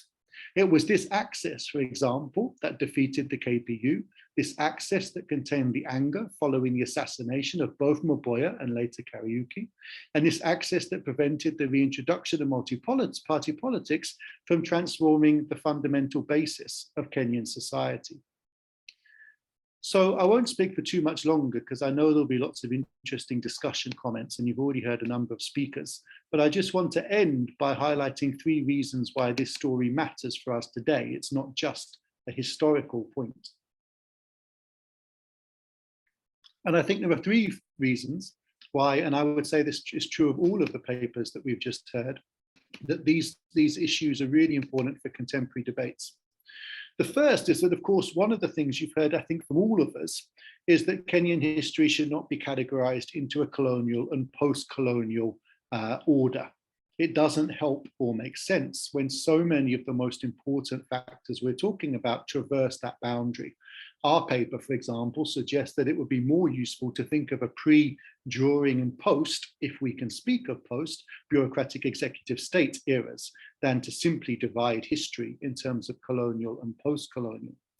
The second key point, I think, is that against some of the ahistorical reporting on the recent hustler movement and William Ruto's victory in the 2022 elections, the points that I've made today remind us that class has always been an inherent feature of Kenyan politics. What is remarkable is the ability of a political elite to use ethnicity to hide the way that the bureaucratic executive state has reproduced and preserved profound economic inequalities and a strong class system over time. In other words, the kinds of economic considerations that people have been discussing as a result of Ruto's victory have always been there. They've just often been more subterranean and they've often been less well expressed and less well identified in the public sphere. And they've often been hidden effectively by a kind of ethnic politics, which has been deliberately designed to cause people to overlook the significant and extent of class control over the political system. And of course, there's a really nice quote on this by Tamarkin in his paper on the Moi transition, where he discusses the intense competition within the political elite of different ethnic groups over who is going to succeed Kenyatta, and then the collusion of those same individuals to preserve the system on which all of their privileged positions depend once that transition was over. And third, I think, perhaps this paper gives us a valuable clue as to the effective and how and why radical politics was so effectively suppressed from independence onwards. African socialism in Kenya, as we know, was nothing of the sort, and left-leaning leaders have never had the success in Kenya that they've had elsewhere on the continent. To return to 2 previous examples, I've used Tanzania and Zambia, for example. This is not only due to the legacy of Mau Mau, of course, it's rooted in a number of other processes as well. But we cannot understand it without factoring in the way that Mau Mau was defeated, the class coalition that generated, and the capacity and willingness of that coalition to demobilize radical politics in the first 20 years of independence, including, as others have spoken about, the defeat of the KPU. Indeed, what is perhaps most interesting about the hustler narrative employed by William Ruto in 2022 was not that it promised to reward those who worked hard. For what else did the Harambee model under Kenyatta do if it was not that? But rather that Ruto invented an entire language to describe inequality that never once mentioned socialism and blamed the country's problems not on an unfair and exploitative class system where they belong, but instead on a small number of family dynasties. I'll leave it there. Thank you very much. Thank you very much indeed. Professor, for the very captivating presentation. Let us put our hands together in a better way, in a Kenyan way, for Professor's presentation.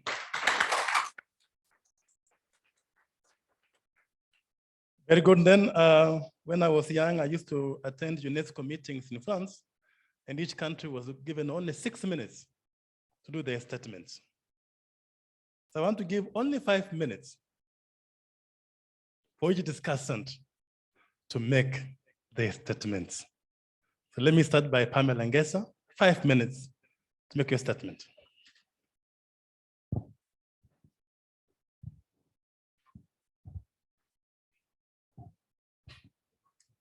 Good morning, everybody. Sorry.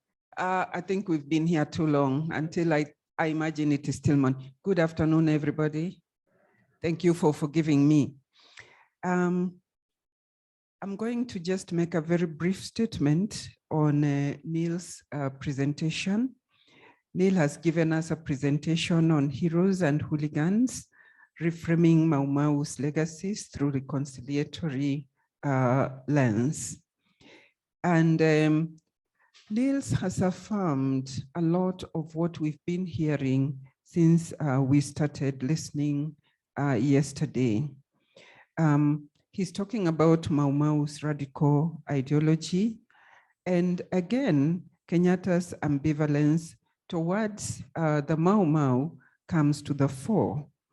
And then he proceeds to discuss the main issues that he wanted to raise about reconciliation. And he looks at reconciliation right from the time of colonialism, just beginning with the rise of the Mau Mau itself. And I would wish to add that even as he talks about reconciliation that starts during the colonial period, maybe he needs to tell us something about the land reforms that began around 1954 because of Mau Mau. But who gained in that process? The loyalists. The contradictions began right from the time of the Mau Mau War and continued during the post-colonial period. So during the post-colonial period, the reconciliation continues, but Kenyatta is neither here nor there. And the whole process actually reveals to us, you know, the Kenyatta that we've been talking about since yesterday, the one who really wants to benefit from what the Mau Mau have brought, the independence that has come because of the Mau Mau War, but the Kenyatta who does not really, or who is not very interested in rewarding the Mau Mau for the fight that has brought the very fruits that he and all the Kenyans are enjoying. And he concludes, he gives us a beautiful conclusion that reconciliation can here be seen as a form of repression. I dare ask, with the kind of reconciliations that Niels has given us, that Niels has talked about, would we then say that Mau Mau has come to an end?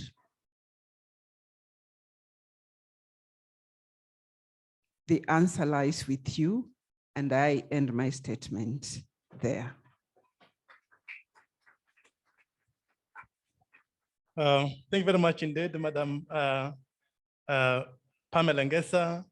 We joined in the University of Nairobi on the same day with Madam Pamela Ngesa in Kikuyu campus. Now, next for 5 minutes is Dr. Ken Ombonge, 5 minutes chairman, hata kama yeye ni mkubwa.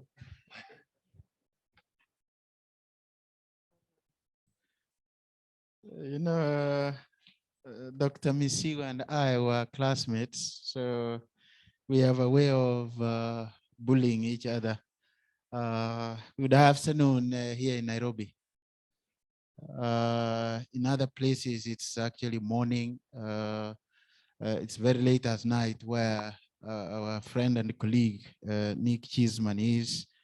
This is really, truly international. And in this session, we have really had what I see as a galaxy of of scholars, some in their budding career like Niels and Wright, and some accomplished academics like Cheeseman and Dr. Pondo from Mau University. And allow me to say just a few things about Dr. Pondo's presentation entitled Politics of Entitlement and Marginalization, Mau Mau Controversies and Debates. But before I delve into that, Dr. Pondo is a regular participant in our seminars. He always does online. And that's something that we need to appreciate because it enriches the kind of debates that we. Thank you. Now, overall, Dr. Pondo seemed to have created a portrait of what I see as ethno-regional appropriation of Mau Mau to justify what Mike Wrong calls "it is our turn to eat" in the book by the same title. And he seems to suggest that and the eating they did because we fought for Uhuru. So it is our time to do what? To eat real meat, while probably others are eating bones, if I may use those overly figurative phrases. Now, Dr. Pondo gives us a scenario where there is a very interesting interplay of ethnicity and politics in the process of state formation in Kenya. And fundamentally, he seems to suggest that claims of entitlement to the legacy of state goodies is and was predicated on the appropriation of Mau Mau at the exclusion of all other people in the country. And also, it seems to me to very loudly, really, echo Atieno Odhiambo's age-long argument about the overly ethnicized hegemonic lenses through which we view Mau Mau narratives, and they are transmitted in such a way that persistently makes very relevant Jaramogi Oginga Odinga's argument of not yet Uhuru in the 60s. Overall, that is how I understand Dr. Pondo's thesis. And, you know, Dr. Pondo was extremely very generous and liberal in the use of fairly informal concepts, you know, climbing the mountain,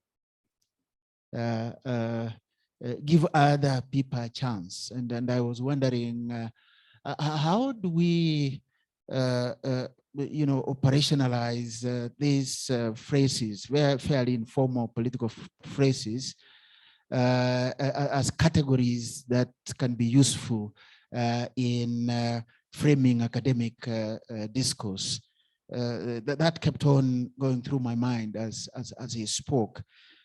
Then Dr. Pondo did not really disappoint in coming across as a cry of the marginalized in ways that are fairly familiar, where there is a very strong feeling that southern regions in the country have been left, quote unquote, in the cold when it comes to what we loosely call here in Kenya, matunda ya uhuru, fruits of independence. I don't know which fruits are those, but it's a concept we use fairly regularly. And finally, as I listened to Dr. Pondo speak, I could hear echoes of Dalhousie and Francois Bayet's argument of instrumentalization of disorder as a tool of political control. And we can discuss more about this, but that's how I understood him. Thank you very much, Michael. Thank you very much, Dr. Ken Ombongi. You can see my classmate does not have any hair, but have so much hair. It's not very black, but we are age mates anyway. Next. Yeah. Yes, next you have our senior in the department, Dr. Gona. 5 minutes, please.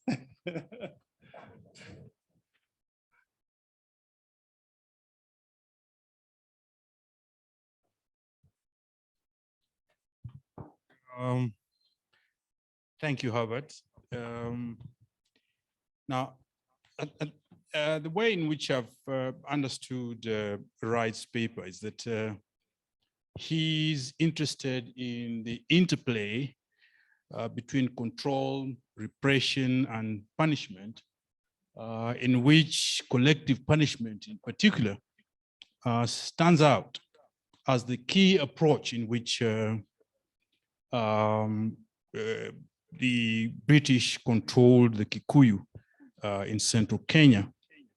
And the ways in which its control and coercion was applied included seizing people's property, collective punishment, and in particular collective punishment. But this collective punishment, which he emphasizes, is a tool of control in which the British never cared whether it was an individual or the community that had done the mistake, whichever mistake they had done. What I feel is that from his discussion, and I think only two things that I want to point out, is that he misses out to bring the anthropological approach in which the British used anthropologists to explain Kikuyu behavior, the African behavior. And if he reads Louis Leakey's stories about his people, the Kikuyu, Louis Leakey pretended as if he was Kikuyu, there would be a better understanding of why the British felt that they would collectively punish the Kikuyu and not actually look out for whoever did the mistake.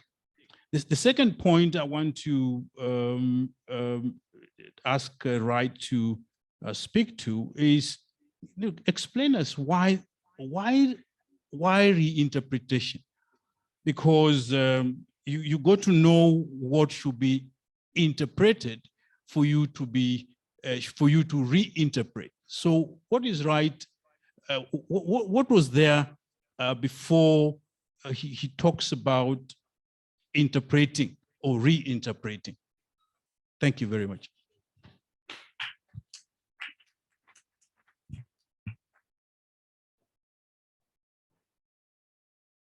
Thank you very much, our senior Dr. Gona. Dr. Gona, as you can see, is always smartly dressed and he looks very good. Now, we want to say if we have Professor Fred Njonyo for 5 minutes. Professor Fred Njonyo? Yes, thank Professor? you, thank you. Please, thank you, thank you, moderator. I hope you can hear me very well. I want to thank the presenters, Nick, for his wonderful paper. When I was asked to be a discussant and I got the paper, I was a bit surprised. I thought that this was a wrong paper because it was published much earlier. But nonetheless, I think he has clarified the argument. I think the issues he has raised are quite relevant in terms of our understanding of the discourse of the bureaucratic executive state in Kenya. But what comes out very clearly in terms of what he's saying is that there was a convergence of interest among elites to shape a state either using the party or using the provincial administration as control mechanisms. So what becomes clear is that whether the party was deployed or the provincial administration relied basically much in terms of who or what interest the regime had. If the party could deliver, the party would be used. If provincial administration. So they were more or less like twins in the same process. But what comes out very strongly also is that there were also other organs like, you remember even Maendeleo ya Wanawake, a number of organizations were incorporated into the state system, and they were part of that bureaucratic executive state system. But allow me also to pick from where Dr. Ngesa left in terms of whether Mau Mau ended. Mau Mau was basically a struggle against oppression, discrimination, and authoritarianism, to the extent, therefore, that these were not largely achieved because, as she has indicated, those who took over to construct the state converged in terms of interest. And this interest continued in terms of how resources were distributed. So the struggle that Mau Mau represented, the ideas that Mau Mau represented did not end as such, only that they were not successful because the state did not actually redistribute resources that Mau Mau was fighting for. But nonetheless, the spirit of Mau Mau continues to be with us in terms of very many civil society organizations that contain the state. But finally, as I wind up my presentation, I think Nick has done very well. And if you read the book, Why Nations Fail by Darren and James, they have a very simple argument that nations fail economically because of extractive institutions. So we have an elite system that have captured the state, and the state has become a very critical source of investment. And therefore the bureaucracy of the state also delivers economic goodies. If you read the works of Raphael Kaplinsky, you read Stephen Langdon, and also you read dependency theorists like Enrique Fernando Cardoso, you read Teotonio dos Santos, there is a convergence of interest. And there is a lot of discussions on whether the elites that have captured the state can be identified as class. A number of scholars are shy because they find that there's really no common denominator in terms of how production process goes. So others would argue that they present a class frame, but they are basically cleavages of convenience, deploying ethnicity or deploying the state systems, deploying the party whenever there is convenience. But I largely agree. In fact, the last comment he was making about the hustler was very interesting, only that was very short. And that explains in terms of how elites would use certain concepts and ideas to converge in terms of developing systems for extraction. Thank you very much. I end my case. Very good. Thank you very much, Professor Fred Njonyo, the chair of the Department of Political Science and Public Administration. Now, I have 8 minutes, and I'm a lawyer. So it goes that I like food. So only 8 minutes for this discussion, right? Joseph, please come. Joseph Ogutu, leave for me something. Now, I want to give maybe 2 or 3 people from the audience here to make some interventions. Yes, I see number 1. I'll give only 3. Number 1. Number 2. Yeah. Can I have a number 3 and Ben number 3? Joseph will read for us the messages and the charts. So have a sit there, the charts on the online. Now, can you please give him a mic? Here, number 1. Here, number 1 here.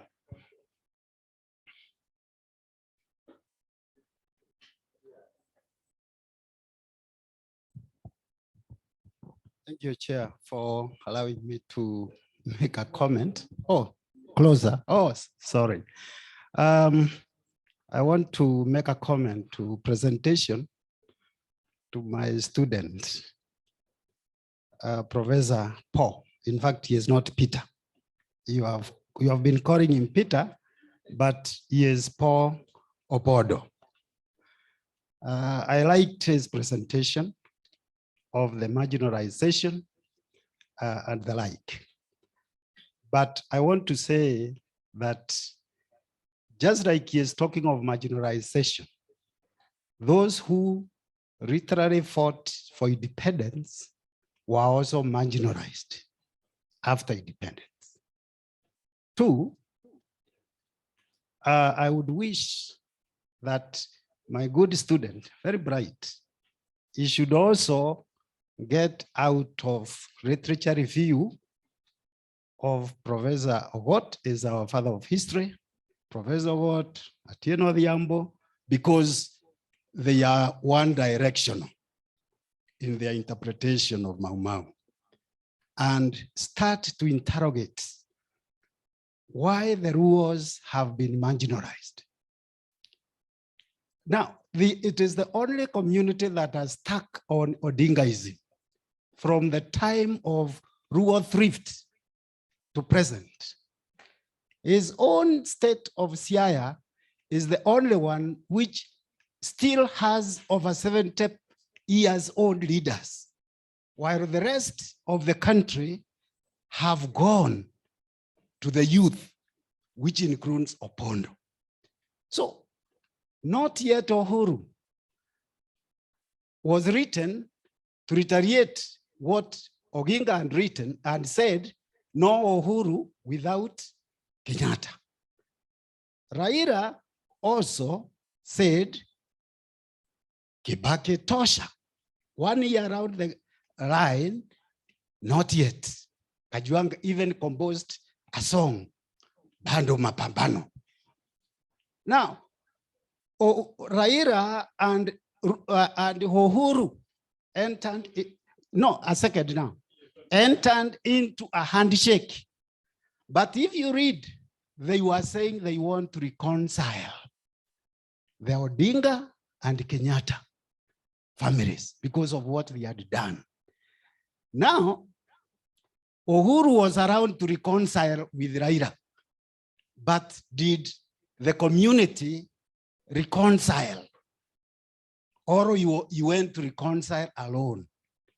Did he do what he was supposed to do to ensure that those others also reconciled? Thank you. Your name and the institution? My name is Professor John Mwarovia. I will be presenting. I'm the coordinator of Mau Mau and other liberation movements. Thank you very much, Professor. Yes, yeah. Next, number 2 is here.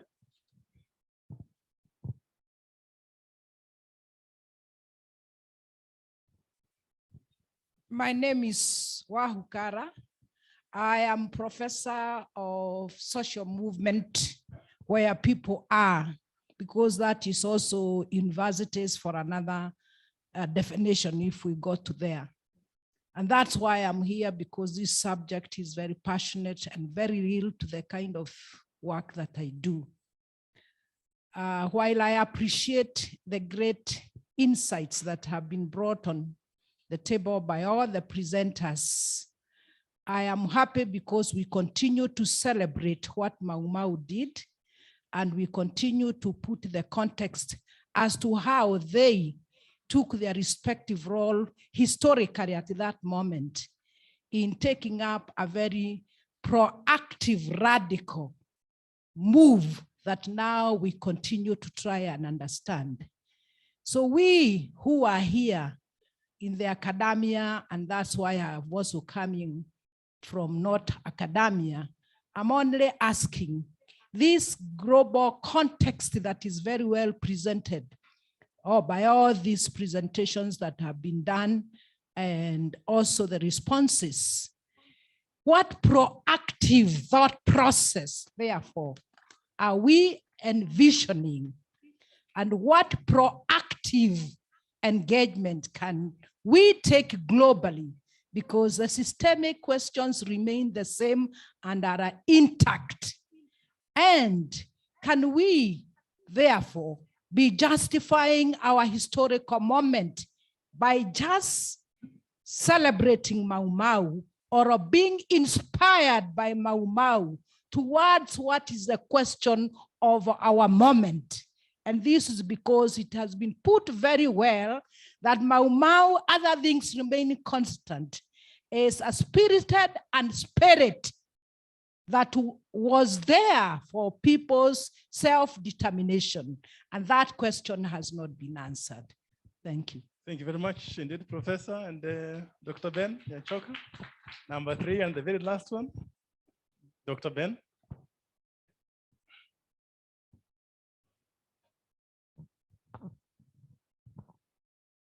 Thank you very much, Chairman, my senior Misigo.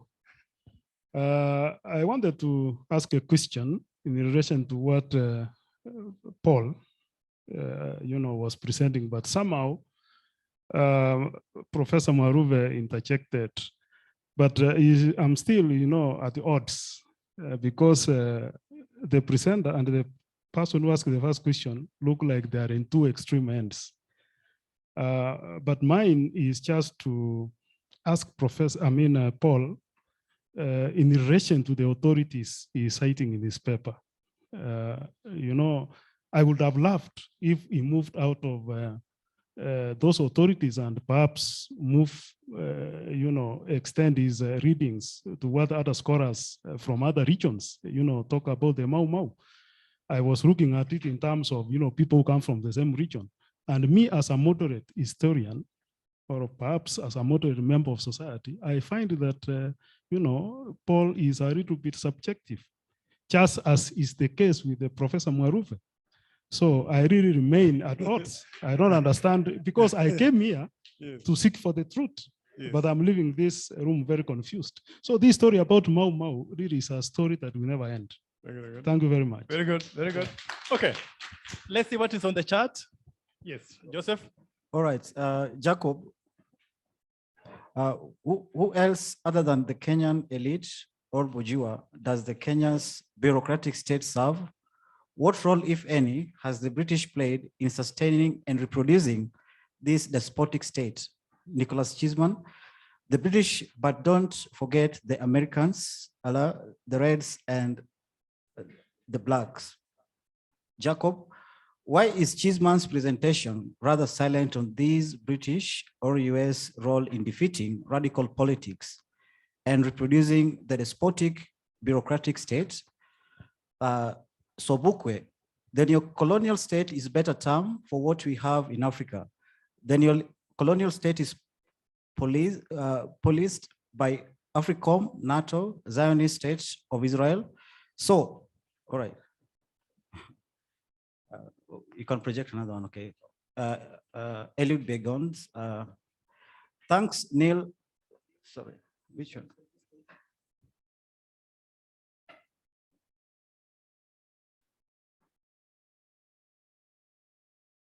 All right, Eliud. Okay, Eliud.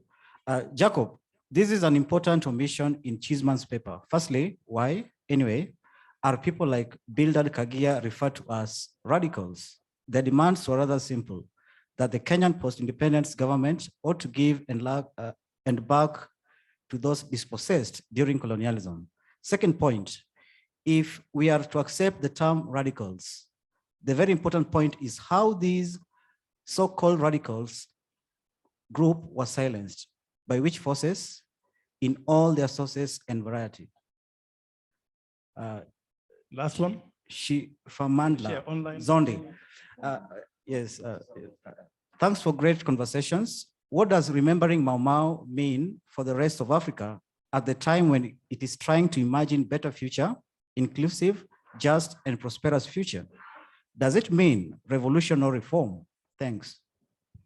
Thank you very much. Please let us continue writing so that we can discuss offline. Let me then give Nick Cheeseman 2 minutes to respond. Only 2 minutes. Professor Nick. Yeah, I mean, I think my whole paper was about exactly that, Jacob. You know, it was about exactly trying to explain why these organized individuals were silenced. You're right. I mean, the term radical could be used, you know, as a term of abuse. It was used by people like Cherry Gertzel and scholars at the time in distinguishing between Kanu A and Kanu B, when of course it was recognized that there were essentially two factions within the ruling party. There was a faction known as the Conservatives and there's a faction known as the Radicals. So the term comes from them. It's not my term. But yes, we could critique that term and suggest a better one if you want. I think my broader point would be it's tempting to get wrapped up in the idea that this is all an international ploy, and a number of your comments perhaps suggest that.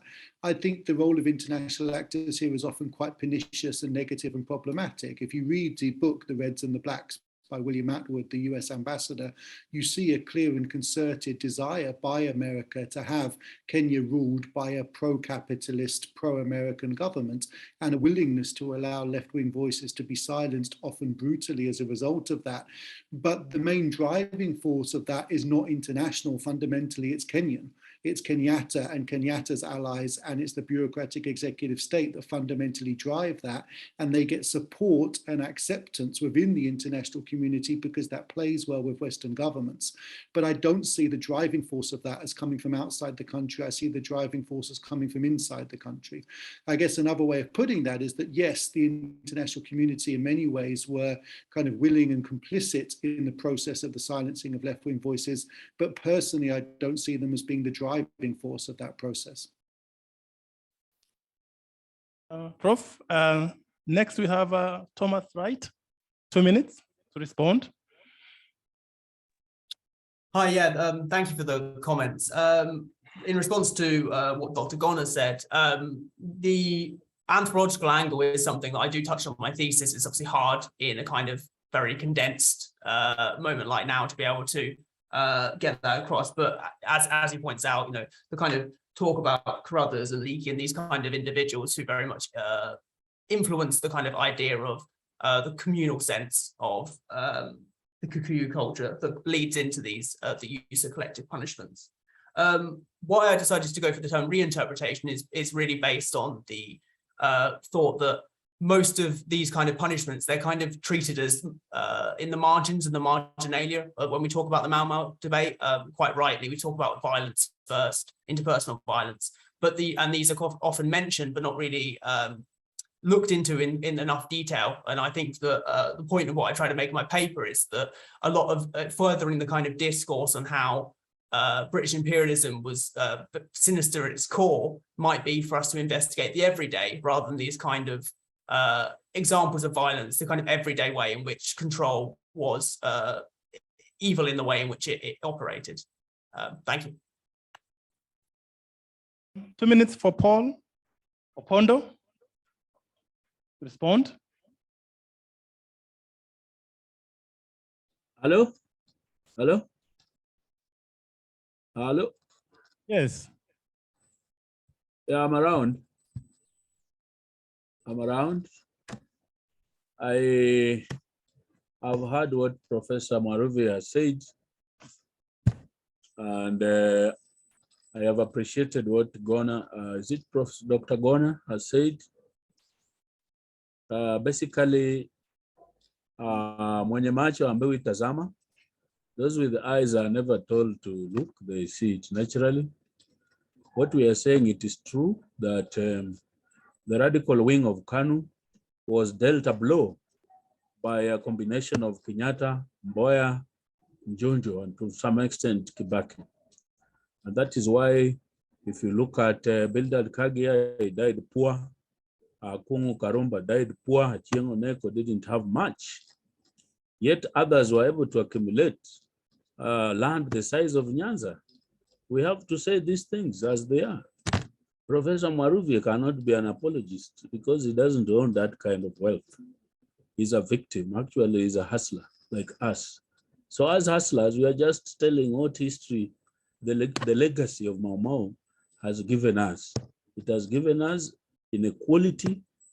It has given us 60 years of independence with only a few people in State House. When will other communities be in State House? Thank you so much.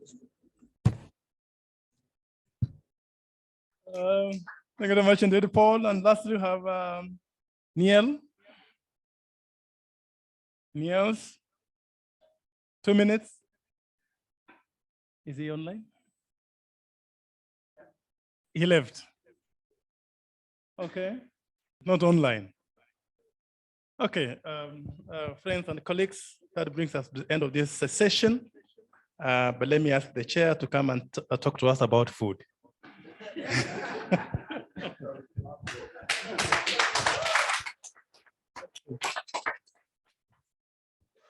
My classmate says he's Luya. And you know the stereotypes we have. And indeed, it's lunchtime.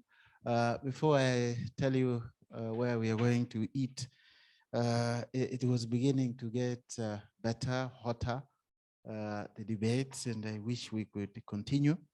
And then we have had a very interesting online audience from different parts of the world. I saw my very good friend and another classmate from South Africa, University of Johannesburg, Shivamandra Zonli, who joined us. I saw Professor Lafmo Tagorosei from Botswana and many others from the US. This is interesting. Professor Wow Kara from the University of Life and Social Movement, we appreciate you. And the many great things that that you have done. And Dr. Pondo, we hear you and the way you coached your narrative on the basis of very familiar lines of you know, Kenyatta betraying Odinga by not returning a hand of the good that was done to him. But I just could wish that probably we see the two leading characters in the Kenyan politics in the binary of what I think they represented. You know, one very radical, another one very conservative, one socialist, and another one fairly neoliberal, one somehow in some ways against capital and pro-redistribution, and one pro-capital against redistribution. And I think that binary might be much more helpful and much more rewarding. And political scientists, Professor Jonyo, Nick Cheeseman, they are here. Probably they can help us to decipher some of these binaries that will make us understand the very controversial personalities of Kenyan politics, Jaramogi Oginga Odinga and Mzee Kenyatta. Having said that, it is lunchtime. Our lunch is just served out here where we ate yesterday. Today it's not late, thanks with the fact that they came early. We start our program exactly at 2, so we have only 55 minutes to eat, and the counting starts now. And thank you very much. We want to see all of you in the afternoon.